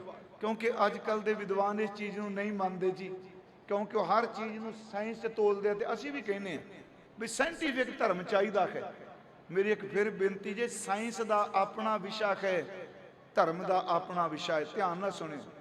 ਸਾਇੰਸ ਹਰ ਚੀਜ਼ ਦੀ ਜੜ ਜਾਂਦੀ, ਕਿਉਂ, ਕਿਵੇਂ, ਕਿਸ ਤਰ੍ਹਾਂ। ਪਰ ਜਦੋਂ ਤੁਸੀਂ ਬਾਣੀ ਪੜ੍ਹਦੇ ਹੋ, ਬਾਣੀ ਸ਼ੁਰੂਆਤ ਕਰਦੀ ਹੈ। ਮੈਂ ਕਈ ਵਾਰੀ ਕਹਿੰਦਾ, ਜਪਜੀ ਸਾਹਿਬ ਦੀ ਆਰੰਭਤਾ ਹੈ ਆਦ ਸੱਚ ਜੁਗਾਦ ਸੱਚ ਹੈ ਵੀ ਸੱਚ ਨਾਨਕ ਹੋਸੀ ਵੀ ਸੱਚ। ਤੇ ਜੇ ਕਿ ਜੀ ਸਾਨੂੰ ਸਿੱਧ ਕਰਕੇ ਦੱਸੋ ਉਹ ਆਦ ਸੱਚ ਕਿਵੇਂ ਹੈ, ਸ਼ਬਦ ਸਵਾਲ ਹੀ ਹੈ ਨਾ। ਉਹ ਜੁਗਾਦ ਸੱਚ ਕਿਵੇਂ ਹੈ, ਸੱਚ ਇਹ ਵੇ ਕਿਉਂ ਕਰਨ ਤੋਂ ਪਹਿਲਾਂ ਗੁਰੂ ਦੇ 7 ਬਚਨ ਕਰਕੇ ਸ਼ਬਦ ਨੂੰ ਕਮਾ ਕੇ ਦੇਖ, ਤੇਰੇ ਕਿਉਂ ਦਾ ਉੱਤਰ ਕਮਾਈ ਵਿੱਚੋਂ ਮਿਲੇਗਾ। ਕੋਈ ਵਿਦਵਾਨ ਕਿੰਨੇ ਕੁ ਉੱਤਰ ਦੇ ਜੂਗਾ ਜੀ। ਬਾਬਾ ਬੁੱਢਾ ਸਾਹਿਬ ਉੱਥੇ ਪਹੁੰਚਦੇ ਆ, ਪੁੱਛਦੇ ਆ, ਸਾਰਾ ਘਟਨਾਕ੍ਰਮ ਦੱਸਦੇ ਨੇ। ਇਤਿਹਾਸ ਕਹਿੰਦਾ ਬਾਬਾ ਬੁੱਢਾ ਸਾਹਿਬ ਬਾਸਰ ਕੇ ਕਿੱਲਾ ਪਹੁੰਚਦੇ ਆ, ਘੋੜੀ ਨਾਲ ਤੁਰਦੀ। ਜਦੋਂ ਬਾਬਾ ਜੀ ਪਹੁੰਚਦੇ ਆ, ਦਰਵਾਜ਼ਾ ਬੰਦ ਹੈ, ਲਿਖਿਆ ਹੋਇਆ ਹੈ ਕੋਈ ਬੂਹਾ ਨਹੀਂ ਖੋਲੇਗਾ। ਬਾਬਾ ਜੀ ਇਹੋ ਜੀ ਜੁਗਤ ਦੱਸੀ, ਦਰਵਾਜ਼ੇ ਨੂੰ ਹੱਥ ਤੱਕ ਨਹੀਂ ਲਾਇਆ, ਪਿੱਛੋਂ ਸੰਨ ਲਾਈ, ਅੰਦਰ ਪ੍ਰਵੇਸ਼ ਕੀਤੇ। ਧੰਨ ਗੁਰੂ ਅਮਰਦਾਸ ਮਹਾਰਾਜ ਜੀ ਦੇ ਚਰਨ ਪਕੜ ਲਏ। ਬਾਬਾ ਅਮਰਦਾਸ ਸਤਿਗੁਰਾਂ ਨੇ ਦੇਖਿਆ, ਬਾਬਾ ਬੁੱਢਾ ਸਾਹਿਬ ਜੀ ਵੱਲ ਦੇਖ ਕੇ ਧੰਨ ਗੁਰੂ ਅਮਰਦਾਸ ਜੀ ਕਹਿੰਦੇ, ਆਪ ਜੀ ਨੂੰ ਪਤਾ ਹੈ ਵੀ ਦਰਵਾਜ਼ਾ ਬੰਦ ਹੈ। ਉਹਨਾਂ ਹੱਥ ਜੋੜ ਕੇ ਕਿਹਾ, ਮਹਾਰਾਜ ਮੈਂ ਹੁਕਮ ਅਦੂਲੀ ਨਹੀਂ ਕੀਤੀ, ਮੈਂ ਸੰਨ ਲਾ ਕੇ ਆਇਆ। ਕਹਿੰਦੇ ਜਦੋਂ ਬਾਹਰ ਆਏ, ਸੰਗਤ ਬਹੁਤ ਸੀ, ਕਿਉਂਕਿ ਘਟਨਾ ਛੋਟੀ ਨਹੀਂ ਸੀ, ਗੁਰੂ ਨੂੰ ਲੱਤ ਮਾਰਨੀ ਇਹ ਬੜੀ ਵੱਡੀ ਘਟਨਾ ਹੈ ਜੀ। ਸੰਗਤ ਇਕੱਠੀ ਹੋਈ। ਜਦੋਂ ਗੁਰੂ ਅਮਰਦਾਸ ਤੇ ਬਾਬਾ ਬੁੱਢਾ ਸਾਹਿਬ ਬਾਹਰ ਆਏ ਤੇ ਸੰਗਤ ਵਿੱਚੋਂ ਉੱਚੀ ਆਵਾਜ਼ ਆਈ ਕਿ ਧੰਨ ਭਾਈ ਬੁੱਢਾ ਜਿਨਨੇ ਗੁਰੂ ਲੱਦਾ। ਫਿਰ ਆਵਾਜ਼ ਆਈ, ਧੰਨ ਭਾਈ ਬੁੱਢਾ ਜਿਨਨੇ ਗੁਰੂ ਲੱਦਾ। ਕਹਿੰਦੇ ਨੇ ਗੁਰੂ ਅਮਰਦਾਸ ਜੀ ਨੇ ਉਸ ਭਰੀ ਕੋਈ ਸੰਗਤ ਵਿੱਚ, ਬਹਿਰਾ ਵਿੱਚ ਸੰਗਤ ਸੀ, ਬੈਰਾਗ ਵਿੱਚ, ਮੋਢੇ ਤੇ ਹੱਥ ਰੱਖ ਕੇ ਕਿਹਾ, ਬਾਬਾ ਬੁੱਢਾ ਜੀ ਵੱਲ ਇਸ਼ਾਰਾ ਕਰਕੇ, ਇਹ ਸਿੱਖੀ ਕੋ ਬੋਹਿਤ ਭਾਰਾ, ਕਿ ਧੰਨ ਬਾਬਾ ਬੁੱਢਾ ਸਾਹਿਬ ਸਿੱਖੀ ਦਾ ਜਹਾਜ਼ ਹੈ, ਭਵਜਲ ਤੇ ਕਰ ਹੈ ਨਿਸਤਾਰਾ। ਅਗਲੇ ਬਚਨ ਨੇ, ਸਿੱਖੀ ਅਵਧ ਨਾ ਇਸ ਤੇ ਪਰੈ। ਸਿੱਖੀ ਅਵਧ, ਅਵਧ ਦਾ ਅਰਥ ਹੁੰਦਾ ਸੀਮਾ।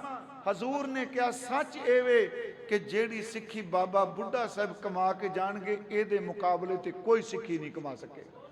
ਇਹ ਸਿੱਖੀ ਦੀ ਸੀਮਾ ਹੈ। ਸਿੱਖੀ ਅਵਧ ਨਾ ਇਸ ਤੇ ਪਰੈ। ਅਗਲੇ ਬਚਨ ਨੇ, ਨਾਮ ਲੈਤ ਗਨ ਬਿਗਨ ਸੋਹਰੈ। ਜਿਹੜਾ ਇਹਦਾ ਨਾਮ ਲਏਗਾ ਉਹਦੀਆਂ ਰੁਕਾਵਟਾਂ ਮੁੱਕ ਜਾਣਗੀਆਂ, ਜਿਹੜਾ ਇਹਦਾ ਨਾਮ ਲਏਗਾ ਉਹਦੇ ਵਿਧਨ ਕੱਟੇ ਜਾਣਗੇ।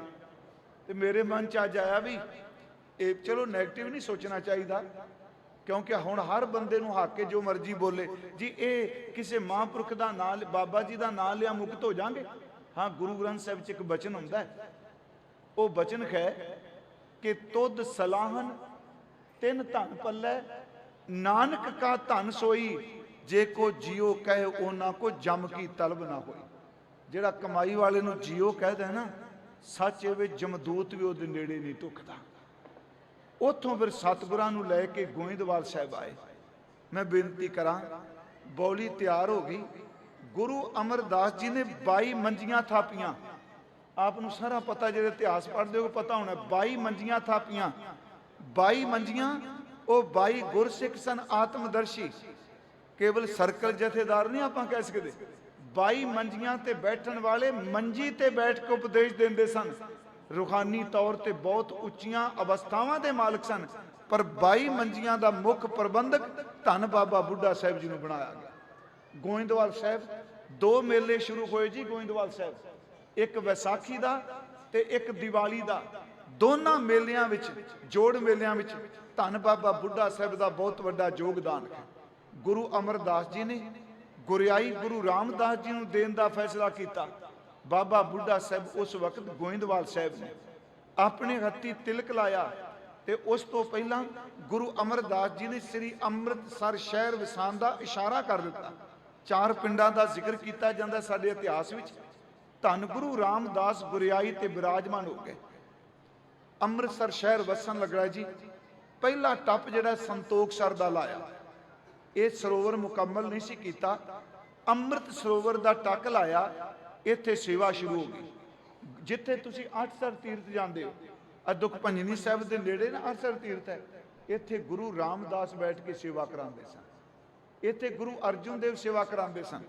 ਗੁਰਮੁਖੋ, ਸਾਡੇ ਸਾਹਮਣੇ ਅੱਜ ਪ੍ਰਕਰਮਾਂ ਵਿੱਚ ਬੇਰ ਹੈ, ਉਸ ਬੇਰ ਦੇ ਥੱਲੇ ਬਾਬਾ ਜੀ ਦੁਪਹਿਰੇ ਬੈਠ ਕੇ ਸੰਗਤ ਨੂੰ ਉਪਦੇਸ਼ ਦਿੰਦੇ ਸਨ। ਇਸ ਸਰੋਵਰ ਦੀਆਂ ਟੋਕਰੀਆਂ ਬਾਬਾ ਬੁੱਢਾ ਸਾਹਿਬ ਨੇ ਆਪਣੇ ਸੀਸ ਤੇ ਢੋਈਆਂ।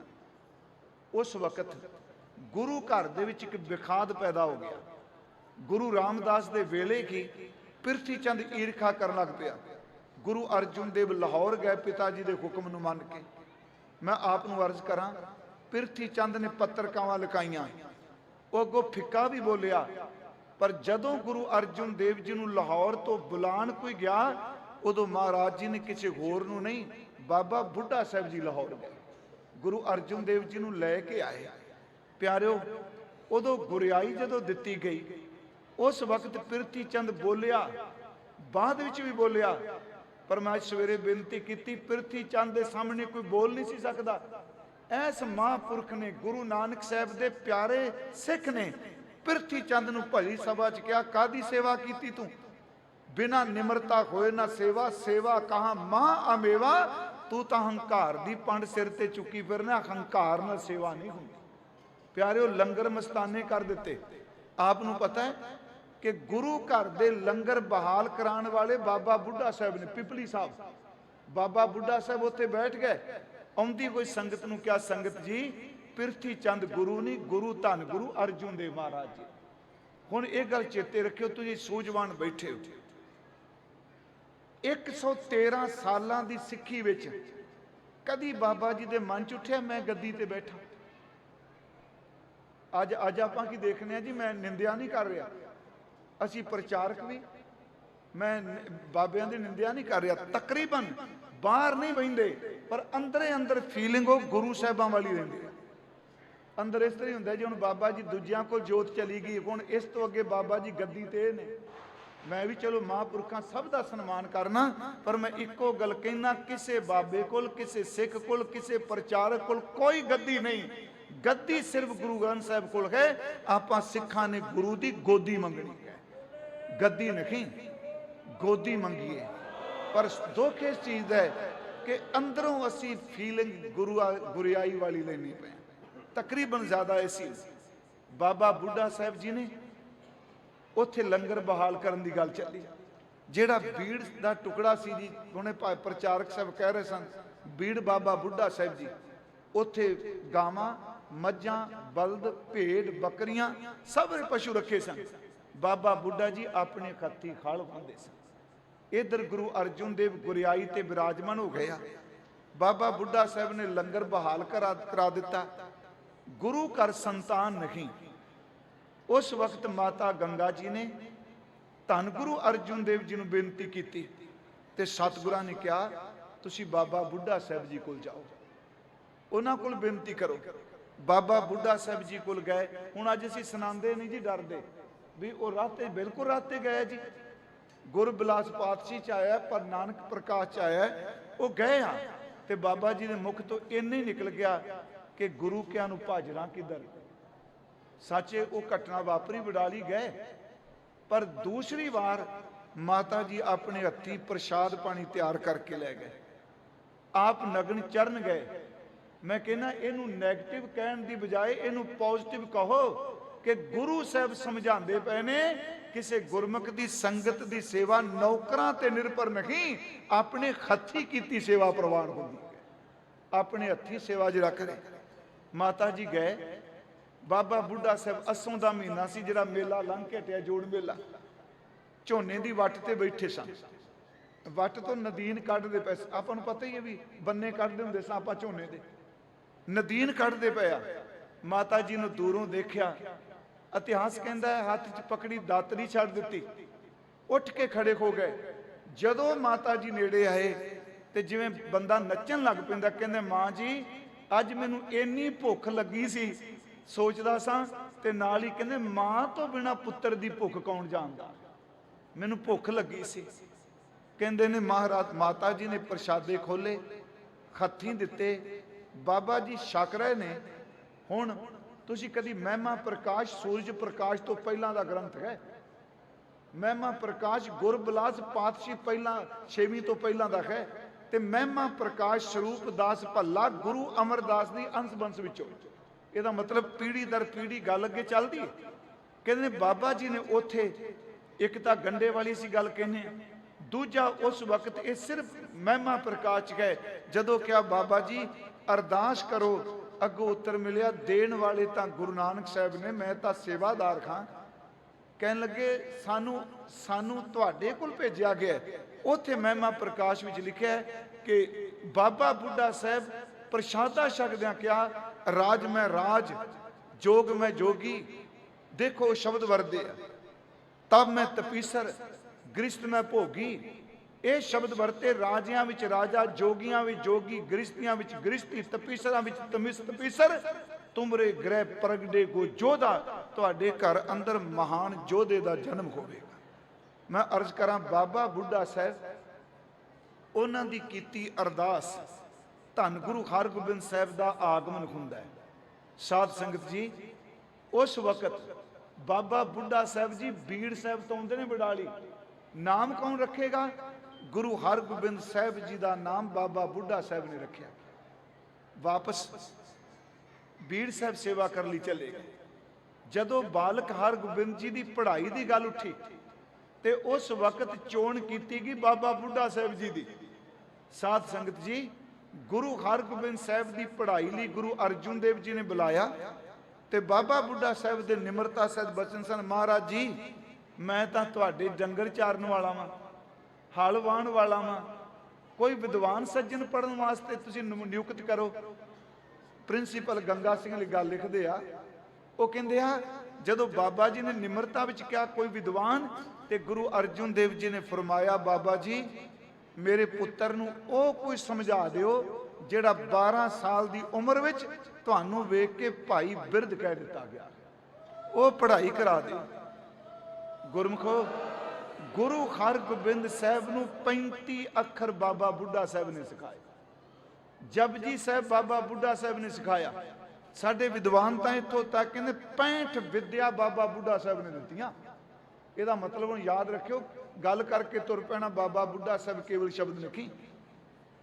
ਸਮਾਂ ਆਇਆ ਧੰਨ ਗੁਰੂ ਅਰਜਨ ਦੇਵ ਮਹਾਰਾਜ, ਉਹਨਾਂ ਨੇ ਗੁਰੂ ਗ੍ਰੰਥ ਸਾਹਿਬ ਦਾ ਜਦੋਂ ਸਵਰੂਪ ਲਿਖਾਣ ਲੱਗੇ, ਕਿੱਡੇ ਵੱਡੇ ਵਿਸ਼ਵਾਸ ਪਾਤਰ ਨੇ ਬਾਬਾ ਜੀ। ਆਪ ਸਤਿਗੁਰੂ ਰਾਮਸਰ ਰਹਿੰਦੇ ਆ, ਹਰਮੰਦਰ ਸਾਹਿਬ ਦੇ ਅੰਦਰ ਬਾਬਾ ਬੁੱਢਾ ਸਾਹਿਬ ਰੋਜ਼ ਬੈਠਦੇ। ਪ੍ਰਕਾਸ਼ ਹੋਣ ਤੋਂ ਪਹਿਲਾਂ ਬਾਬਾ ਬੁੱਢਾ ਸਾਹਿਬ ਰੋਜ਼ ਬੈਠਦੇ ਆ, ਸੰਗਤ ਨੂੰ ਉਪਦੇਸ਼ ਦਿੰਦੇ ਨੇ। ਜਿਸ ਵਕਤ ਗੁਰੂ ਗ੍ਰੰਥ ਸਾਹਿਬ ਦਾ ਸਵਰੂਪ ਤਿਆਰ ਹੋਇਆ ਤੁਹਾਨੂੰ ਸਭ ਨੂੰ ਪਤਾ, ਤੁਸੀਂ ਸੁਣਦੇ, ਗੁਰੂ ਅਰਜਨ ਦੇਵ ਜੀ ਨੇ ਉਸ ਸੰਧਿਆ ਪ੍ਰਕਾਸ਼ ਤੋਂ ਪੂਰਵ ਸੰਧਿਆ ਬਾਬਾ ਬੁੱਢਾ ਸਾਹਿਬ ਜੀ ਨੂੰ ਰਾਮਸਰ ਬੁਲਾਇਆ। ਮੈਂ ਜ਼ਿਆਦਾ ਡਿਟੇਲ 'ਚ ਨਹੀਂ, ਸਵੇਰੇ ਅੰਮ੍ਰਿਤ ਵੇਲੇ ਬਾਬਾ ਬੁੱਢਾ ਸਾਹਿਬ ਜੀ ਦੇ ਸੀਸ ਉੱਤੇ ਸਵਰੂਪ ਰੱਖਿਆ ਗਿਆ, ਬਿਲਕੁਲ ਪਾਲਕੀ ਨਹੀਂ ਵਰਤੀ, ਸੀਸ ਤੇ ਸਵਰੂਪ ਲੈ ਕੇ ਗਏ ਆ। ਰਸਤਾ ਉਹੀ ਜਿਹੜਾ ਨਗਰ ਕੀਰਤਨ ਦਾ ਹੁਣ ਹੈ। ਗੁਰੂ ਅਰਜਨ ਦੇਵ ਚੌਰ ਕਰਦੇ ਗਏ ਆ। ਜਦੋਂ ਹਰਮੰਦਰ ਸਾਹਿਬ ਗਏ ਤੇ ਯਾਦ ਰੱਖੋ ਅੱਜ ਪਹਿਲੀ ਘਟਨਾ ਵਾਪਰੀ ਹੋ, ਇਹਨੂੰ ਥੋੜਾ ਜਿਹਾ ਮੇਰੀ ਗੱਲ ਨੂੰ ਧਿਆਨ ਨਾਲ ਸੁਣਿਓ ਜੀ ਇਸ ਬੇਨਤੀ ਨੂੰ। ਇਹ ਬੜੀ ਅਚਰਜ ਸੀ, ਵਰਨ ਵੰਡ ਤੇ ਬੜੀ ਵੱਡੀ ਸੱਟ ਸੀ ਜੀ। ਇਹ ਗੱਲ ਆਮ ਤੌਰ ਤੇ ਵਰਨ ਵੰਡ ਮੁਤਾਬਕ ਬ੍ਰਾਹਮਣ ਹੀ ਪੜ੍ਹ ਸਕਦਾ ਹੈ, ਬ੍ਰਾਹਮਣ ਹੀ ਪੜ੍ਹਾ ਸਕਦਾ ਹੈ, ਉਹ ਤਾਲੀਮ ਦੇ ਸਕਦਾ, ਧਰਮ ਦੇ ਕਰਮ ਉਹ ਕਰ ਸਕਦਾ ਹੈ। ਇੱਥੇ ਪਹਿਲੀ ਵਾਰ ਹੋਇਆ ਹੈ ਕਿ ਜਿਹੜੇ ਆਪਣੇ ਹੱਥੀ ਖਲ ਵਾਂਦੇ ਆ, ਧੰਨ ਗੁਰੂ ਅਰਜਨ ਦੇਵ ਮਹਾਰਾਜ ਜੀ ਨੇ ਉਹਨਾਂ ਨੂੰ ਗੁਰੂ ਗ੍ਰੰਥ ਸਾਹਿਬ ਦੇ ਗ੍ਰੰਥੀ ਸਾਹਿਬ ਥਾਪਿਆ, ਉਹ ਉਪਦੇਸ਼ ਦਿੰਦੇ ਆ।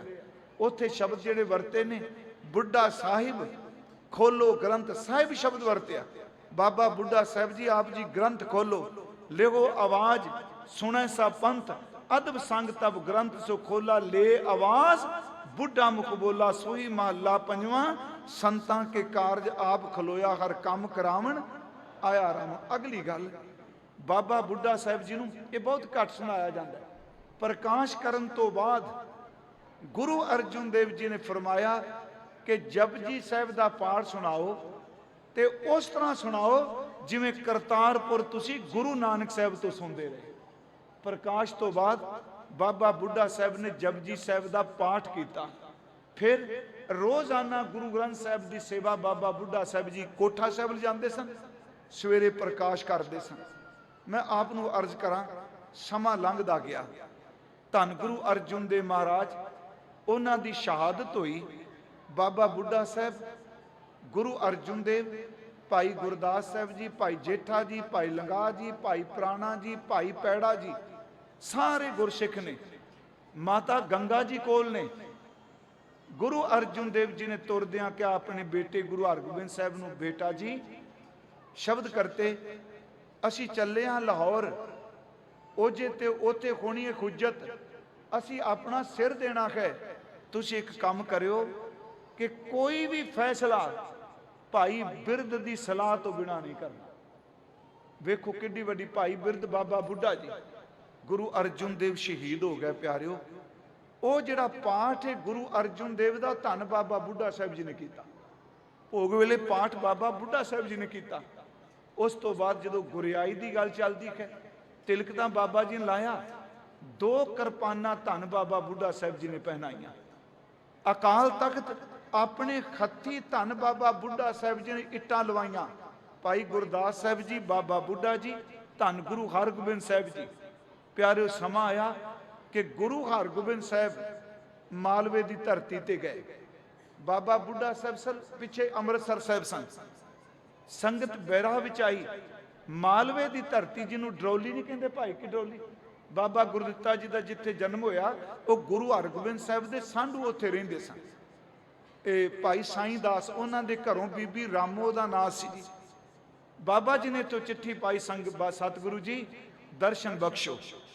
ਕਹਿੰਦੇ ਗੁਰਦੇਵ ਨੇ ਉੱਤਰ ਦਿੱਤਾ ਕਿ ਬਾਬਾ ਜੀ ਤੁਸੀਂ ਸ਼ਬਦ ਚੌਕੀ ਕੱਢਿਆ ਕਰੋ ਸਰੋਵਰ ਦੇ ਦੁਆਲੇ ਰਾਤ ਨੂੰ, ਅਸੀਂ ਕੰਮ ਨਿਬੇੜ ਕੇ ਵਾਪਸ ਆਏ। ਪਹਿਲੀ ਵਾਰ ਸ਼ਬਦ ਚੌਕੀ, ਜਿਹੜਾ ਹੁਣ ਨਗਰ ਕੀਰਤਨ ਬਣ ਚੁੱਕਾ ਹੈ, ਪ੍ਰਭਾਤ ਫੇਰੀਆਂ ਬਣ ਚੁੱਕੀਆਂ ਨੇ, ਯਾਦ ਰੱਖੋ ਇਸ ਸ਼ਬਦ ਚੌਕੀ ਨੂੰ ਕੱਢਣ ਵਾਲੇ ਬਾਬਾ ਬੁੱਢਾ ਸਾਹਿਬ ਜੀ। ਪਹਿਲੀ ਸ਼ਬਦ ਚੌਕੀ ਉਹਨਾਂ ਕੱਢੀ। ਸਮਾਂ ਆਇਆ, ਗੁਰੂ ਹਰਗੋਬਿੰਦ ਸਾਹਿਬ ਮਹਾਰਾਜ ਆਏ। ਜਦੋਂ ਗਵਾਲੀਅਰ ਦੇ ਕਿਲੇ ਵਿੱਚ ਕੈਦ ਹੋ ਗਏ, ਅੱਜ ਮੈਂ ਸਵੇਰੇ ਵੀ ਕਿਹਾ ਜੀ, ਚਲੋ ਉਸ ਸੰਬੰਧੀ ਸਨ ਮੈਚ ਨਹੀਂ ਕਰਦੇ, ਕਿੰਨੇ ਸਾਲ ਰਹੇ, ਕੋਈ ਕਿੰਨੇ ਸਾਲ ਦੱਸਦਾ, ਕੋਈ ਕਿੰਨੇ, ਪਰ ਮੈਂ ਇੱਕ ਗੱਲ ਕਹਾਂਗਾ, ਗਵਾਲੀਅਰ ਦੇ ਕਿਲੇ ਵਿੱਚ ਗੁਰਦੇਵ ਨੇ ਬਾਬਾ ਬੁੱਢਾ ਸਾਹਿਬ ਜੀ 113-14 ਸਾਲ ਵੀ ਕਹਿ ਸਕਨੇ ਆਪਾਂ, ਜਾਂ ਉਸ ਤੋਂ ਘੱਟ, 100 ਸਾਲ ਤੋਂ ਵੱਧ ਆਰਬਲਾ ਬਾਬਾ ਜੀ ਦੀ ਜਗ ਦੀ ਕੋਈ ਮਿਸਾਲ ਲੈ ਕੇ ਹੱਥ 'ਚ ਨਿਸ਼ਾਨ ਸਾਹਿਬ ਪਕੜ ਕੇ ਸ਼ਬਦ ਚੌਕੀ ਕੱਢਦੇ ਕੱਢਦੇ ਬਾਬਾ ਜੀ ਗਵਾਲੀਅਰ ਦੇ ਕਿਲੇ ਗਏ। ਇਸ ਉਮਰ ਵਿੱਚ ਉਹਨਾਂ ਨੇ ਸੰਗਤ ਨੂੰ ਉਦਾਸ ਨਹੀਂ ਹੋਣ ਦਿੱਤਾ। ਗਵਾਲੀਅਰ ਦੇ ਕਿਲੇ ਦੀ ਪਰਿਕਰਮਾ ਕਰਕੇ ਮੱਥਾ ਟੇਕਿਆ। ਦਰੋਗੇ ਨੇ ਪੁੱਛਿਆ ਬਾਬਾ ਜੀ ਨੂੰ, ਤੁਸੀਂ ਇੰਨੇ ਬਿਰਧ ਹੋ, ਇੰਨੀ ਦੂਰੋਂ ਚੱਲ ਕੇ ਆਏ ਕਿਉਂ? ਕਹਿੰਦੇ ਨੇਤਰਾਂ 'ਚ ਨੀਰ ਭਰ ਕੇ ਕਹਿੰਦੇ ਆ, ਮੇਰੇ ਦਿਲ ਦਾ ਪਾਤਸ਼ਾਹ ਕਿਲੇ ਵਿੱਚ ਬੈਠਾ ਹੈ, ਉਹਨਾਂ ਨੂੰ ਨਮਸਕਾਰ ਕਰਨ ਆਇਆ। ਜਦੋਂ ਗੁਰੂ ਹਰਗੋਬਿੰਦ ਸਾਹਿਬ ਗਵਾਲੀਅਰ ਦੇ ਕਿਲੇ ਤੋਂ ਬਾਹਰ ਆਏ, ਹੁਣ ਵੈਸੇ ਉਸ ਦਿਨ ਅਰਜ਼ ਕਰਾਂਗਾ ਜਿਸ ਦਿਨ ਬੰਦੀ ਛੋੜ ਦਿਵਸ ਹੈ, ਬਾਬਾ ਜੀ ਨੇ ਜੀ ਦੀਪਮਾਲਾ ਕੀਤੀ ਅੰਮ੍ਰਿਤਸਰ। ਭਾਈ ਕਾਨ ਸਿੰਘ ਨਾਭਾ ਜੀ ਕਹਿੰਦੇ ਆ ਕਿ ਦੀਵੇ ਮਚਾਉਣੇ, ਦੀਵੇ ਮਚਾਏ। ਬਾਬਾ ਬੁੱਢਾ ਸਾਹਿਬ ਪਹੁੰਚਦੇ ਆ, ਗੁਰੂ ਹਰਗੋਬਿੰਦ ਸਾਹਿਬ ਦਾ ਅੱਗੋਂ ਸਨਮਾਨ ਕਰਦੇ ਆ, ਤੇ ਜਦੋਂ ਆਪਸ 'ਚ ਮਿਲਦੇ ਨੇ ਸ਼ਬਦ ਚੌਕੀ, ਸ਼ਬਦ ਪੜ੍ਹਦੀਆਂ ਸੰਗਤਾਂ ਮਿਲਦੀਆਂ ਨੇ, ਤੇ ਇਹ ਪਤਾ ਹੈ ਬਾਬਾ ਜੀ ਰੋਜ਼ ਚੌਕੀ ਕੱਢਦੇ ਆ। ਉਸ ਵਕਤ ਸਤਿਗੁਰਾਂ ਨੇ ਇਹ ਬਚਨ ਕੀਤਾ, ਤੁਹਾਡੀ ਕੱਢੀ ਕੋਈ ਚੌਕੀ ਜੁਗੋ ਜੁਗ ਅਟਲ ਹੋਵੇਗੀ, ਮੈਂ ਇਸ ਚੌਕੀ ਵਿੱਚ ਸ਼ਾਮਲ ਹੋਵਾਂ ਕਰਾਂਗਾ। ਅੱਜ ਵੀ ਇਹ ਚੌਕੀ, ਮੈਂ ਸਵੇਰੇ ਕਿਹਾ ਅਕਾਲ ਤਖਤ ਸਾਹਿਬ ਤੋਂ ਚੱਲਦੀ ਹੈ ਜੀ, ਰਾਤ ਨੂੰ ਜਦੋਂ ਦਰਬਾਰ ਸਾਹਿਬ ਦੇ ਅੱਗੇ ਆਉਂਦੀ, ਅੰਦਰ ਕੀਰਤਨ ਬੰਦ ਹੋ ਜਾਂਦਾ ਹੈ। ਕਿਉਂ? ਕਿਉਂਕਿ ਬਾਬਾ ਬੁੱਢਾ ਸਾਹਿਬ ਦੀ ਚੌਕੀ ਆਈ ਹੈ। ਸਮਾਂ ਲੰਘਿਆ ਜੀ, ਧੰਨ ਗੁਰੂ ਹਰਗੋਬਿੰਦ ਸਾਹਿਬ, ਉਹਨਾਂ ਨੇ ਬਹੁਤ ਪਿਆਰ ਦਿੱਤਾ ਬਾਬਾ ਜੀ ਨੂੰ। ਚਲੋ ਇੱਥੋਂ ਤੱਕ ਕਿਹਾ ਜਾਂਦਾ, ਜਦੋਂ ਬਾਬਾ ਜੀ ਸੰਗਤ ਵਿੱਚ ਆਉਂਦੇ ਸਨ ਨਾ ਬਿਰਧ, ਧੰਨ ਗੁਰੂ ਹਰਗੋਬਿੰਦ ਸਾਹਿਬ ਉੱਠ ਕੇ ਅੱਗੋਂ ਲੈਣ ਵਾਸਤੇ ਚਲੇ ਜਾਂਦੇ ਸੀ। ਕੱਟੜਤਾ ਤਾਰਕ ਇਸ ਚੀਜ਼ ਨੂੰ ਨਹੀਂ ਸਮਝਣਗੇ ਆਦ ਸਿੱਖ ਨੇ, ਤੇ ਸੱਚ ਇਹ ਵੇ, ਜਦੋਂ ਅਸੀਂ ਇਤਿਹਾਸ ਪੜ੍ਹਨੇ, ਕੋਈ ਬੰਦਾ ਧੰਨ ਬਾਬਾ ਬੁੱਢਾ ਸਾਹਿਬ ਜੀ ਦੇ ਜੀਵਨ ਦੇ ਉੱਪਰ ਉਂਗਲ ਨਹੀਂ ਚੁੱਕ ਸਕਦਾ। ਅੰਤਲਾ ਸਮਾਂ ਜਦੋਂ ਆਉਂਦਾ ਹੈ, ਉਦੋਂ ਪਰਿਵਾਰ ਬਾਬਾ ਬੁੱਢਾ ਸਾਹਿਬ ਜੀ ਨੂੰ ਘਰ ਲਿਜਾਣ ਵਾਸਤੇ ਆਉਂਦੇ ਨੇ। ਭਾਈ ਭਾਨਾ ਜੀ ਧੰਨ ਗੁਰੂ ਹਰਗੋਬਿੰਦ ਸਾਹਿਬ ਬਾਬਾ ਜੀ ਨੂੰ ਵਿਦਿਆ ਕਰਦੇ ਆ ਸ਼ਰਧਾ ਭਾਵਨਾ ਸਹਿਤ, ਪਰ ਬਾਬਾ ਜੀ ਤੁਰਦਿਆਂ ਕਹਿੰਦੇ ਆ, ਸਤਿਗੁਰੂ ਜੀ ਇੱਕ ਕਿਰਪਾ ਕਰਿਓ, ਮੈਨੂੰ ਤੁਸੀਂ 12 ਸਾਲ ਦੀ ਉਮਰ ਸਾਂ, गुरु जोत ने सीने न लाया, जिस दिन मैं ये चोला छड़ना है, आप जी कृपा करके दीदार बख्श। धन बाबा बुढ़ा साहब जी अंतले समय सन 1631 ਨੂੰ, फिर सुनियो, 1506 ਨੂੰ जन्म होया, 1518 ਨੂੰ गुरु नानक साहब ਨੂੰ मिले आ, 1604 ਨੂੰ, फिर मेरी बेनती है कि 1604 ਨੂੰ बाबा बुढ़ा साहब जो ग्रंथी बने, 98 साल की उम्र से उधर उन्होंने 98 98 साल की उम्र च वो ग्रंथी साहब बने। 1631 ਨੂੰ बाबा बुढ़ा जी की उम्र 125 साल 1 महीना ते 4 दिन सी। असी 125 साल सीधे मानने जी। 125 सालों विचों 113 साल गुरियाई गुरु घर की सेवा की गई, गुरियाई की रस्म अदा करते रहे। मैं फिर आपको अर्ज करा, गुरु तेग बहादुर साहब का जन्म 1621 हो चुका है। गुरु तेग बहादुर साहब न गुरमुखी ते जपजी साहब का पाठ बाबा बुढ़ा साहब ने सिखाया है। गुरु हरगोबिंद साहब न भी ते गुरु तेग बहादुर साहब जी ने भी।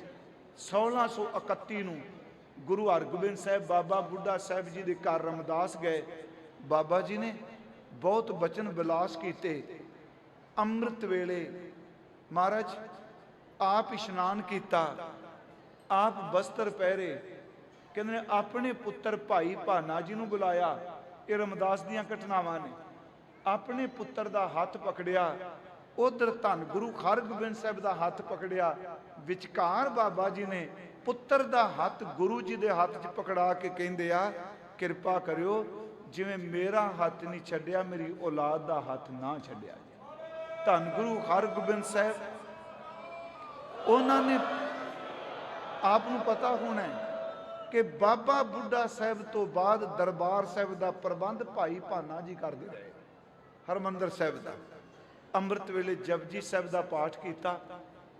वो बचन बड़े कमाल के सुनने वाले, बिल्कुल सुचेत ने जी, कोई बेहोशी नहीं, कोई पीड़ नहीं, कोई दर्द नहीं।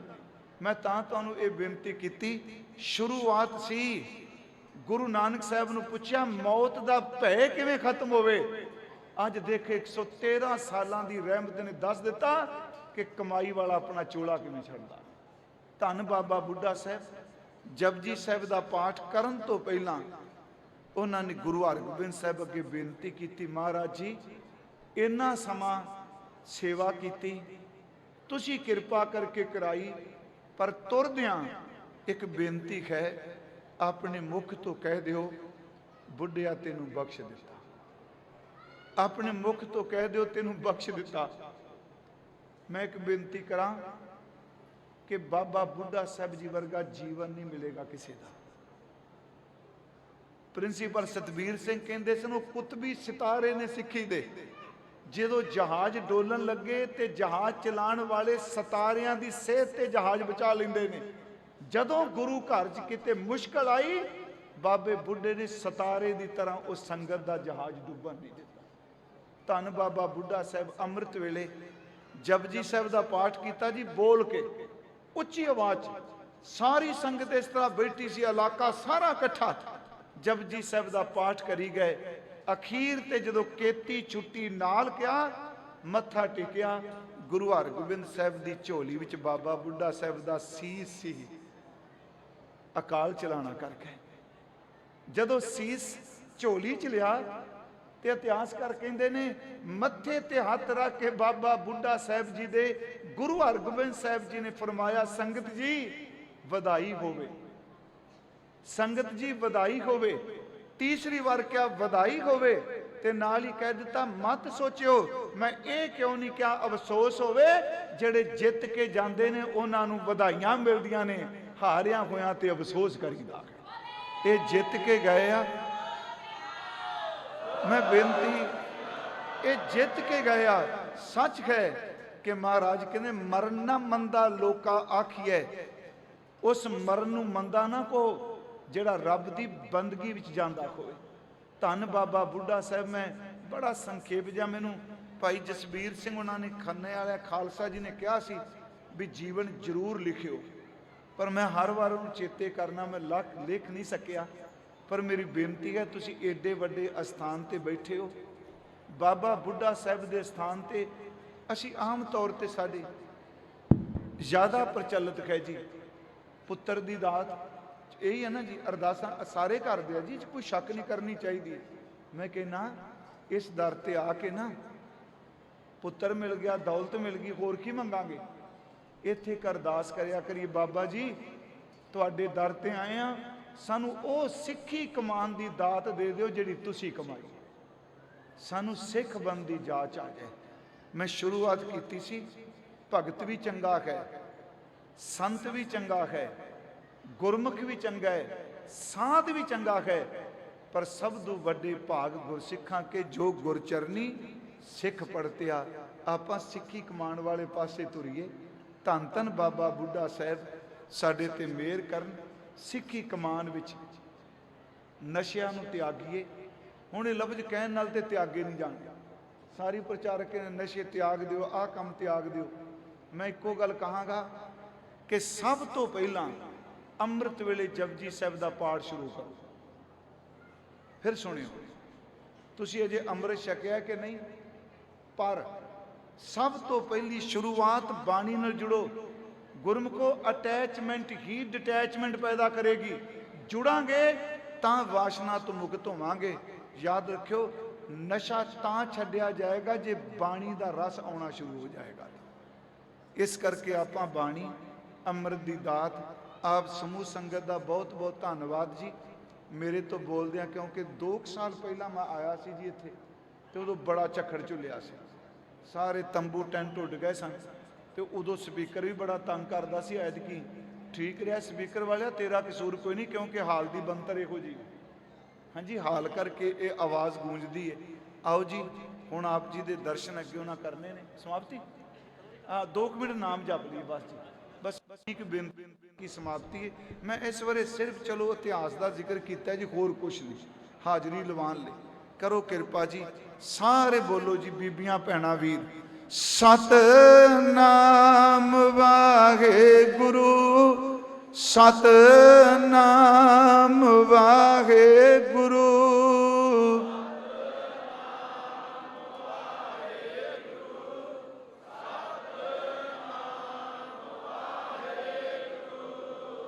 सतनाम वाहेगुरु, सतनाम वाहेगुरु,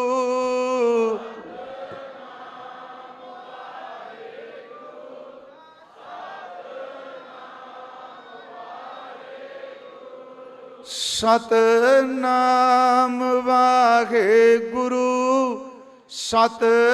सतनाम वाहेगुरु,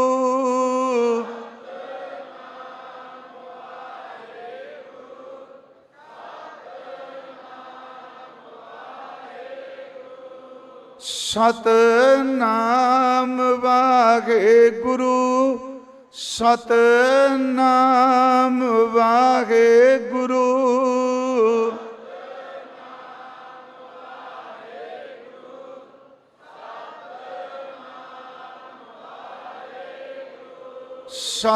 सतनाम वाहेगुरु, सतनाम वाहेगुरु,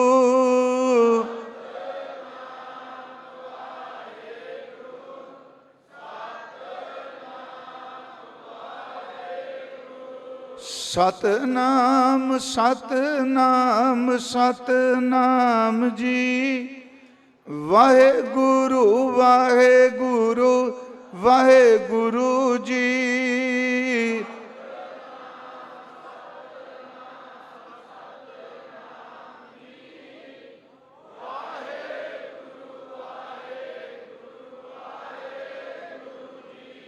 सतनाम सतनाम सतनाम जी।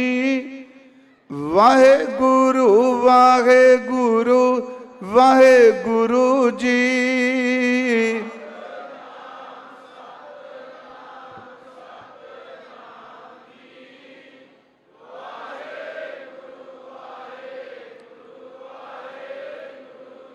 ਸਤਨਾਮ ਸਤਨਾਮ ਸਤਨਾਮ ਜੀ। ਵਾਹਿਗੁਰੂ ਵਾਹਿਗੁਰੂ ਵਾਹਿਗੁਰੂ ਜੀ।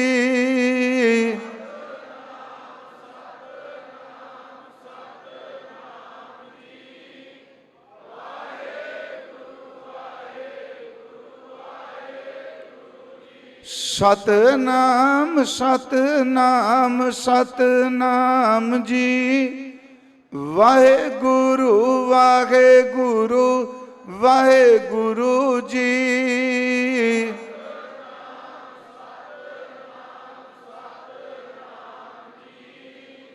ਵਾਹਿਗੁਰੂ ਵਾਹਿਗੁਰੂ ਵਾਹਿਗੁਰੂ ਜੀ।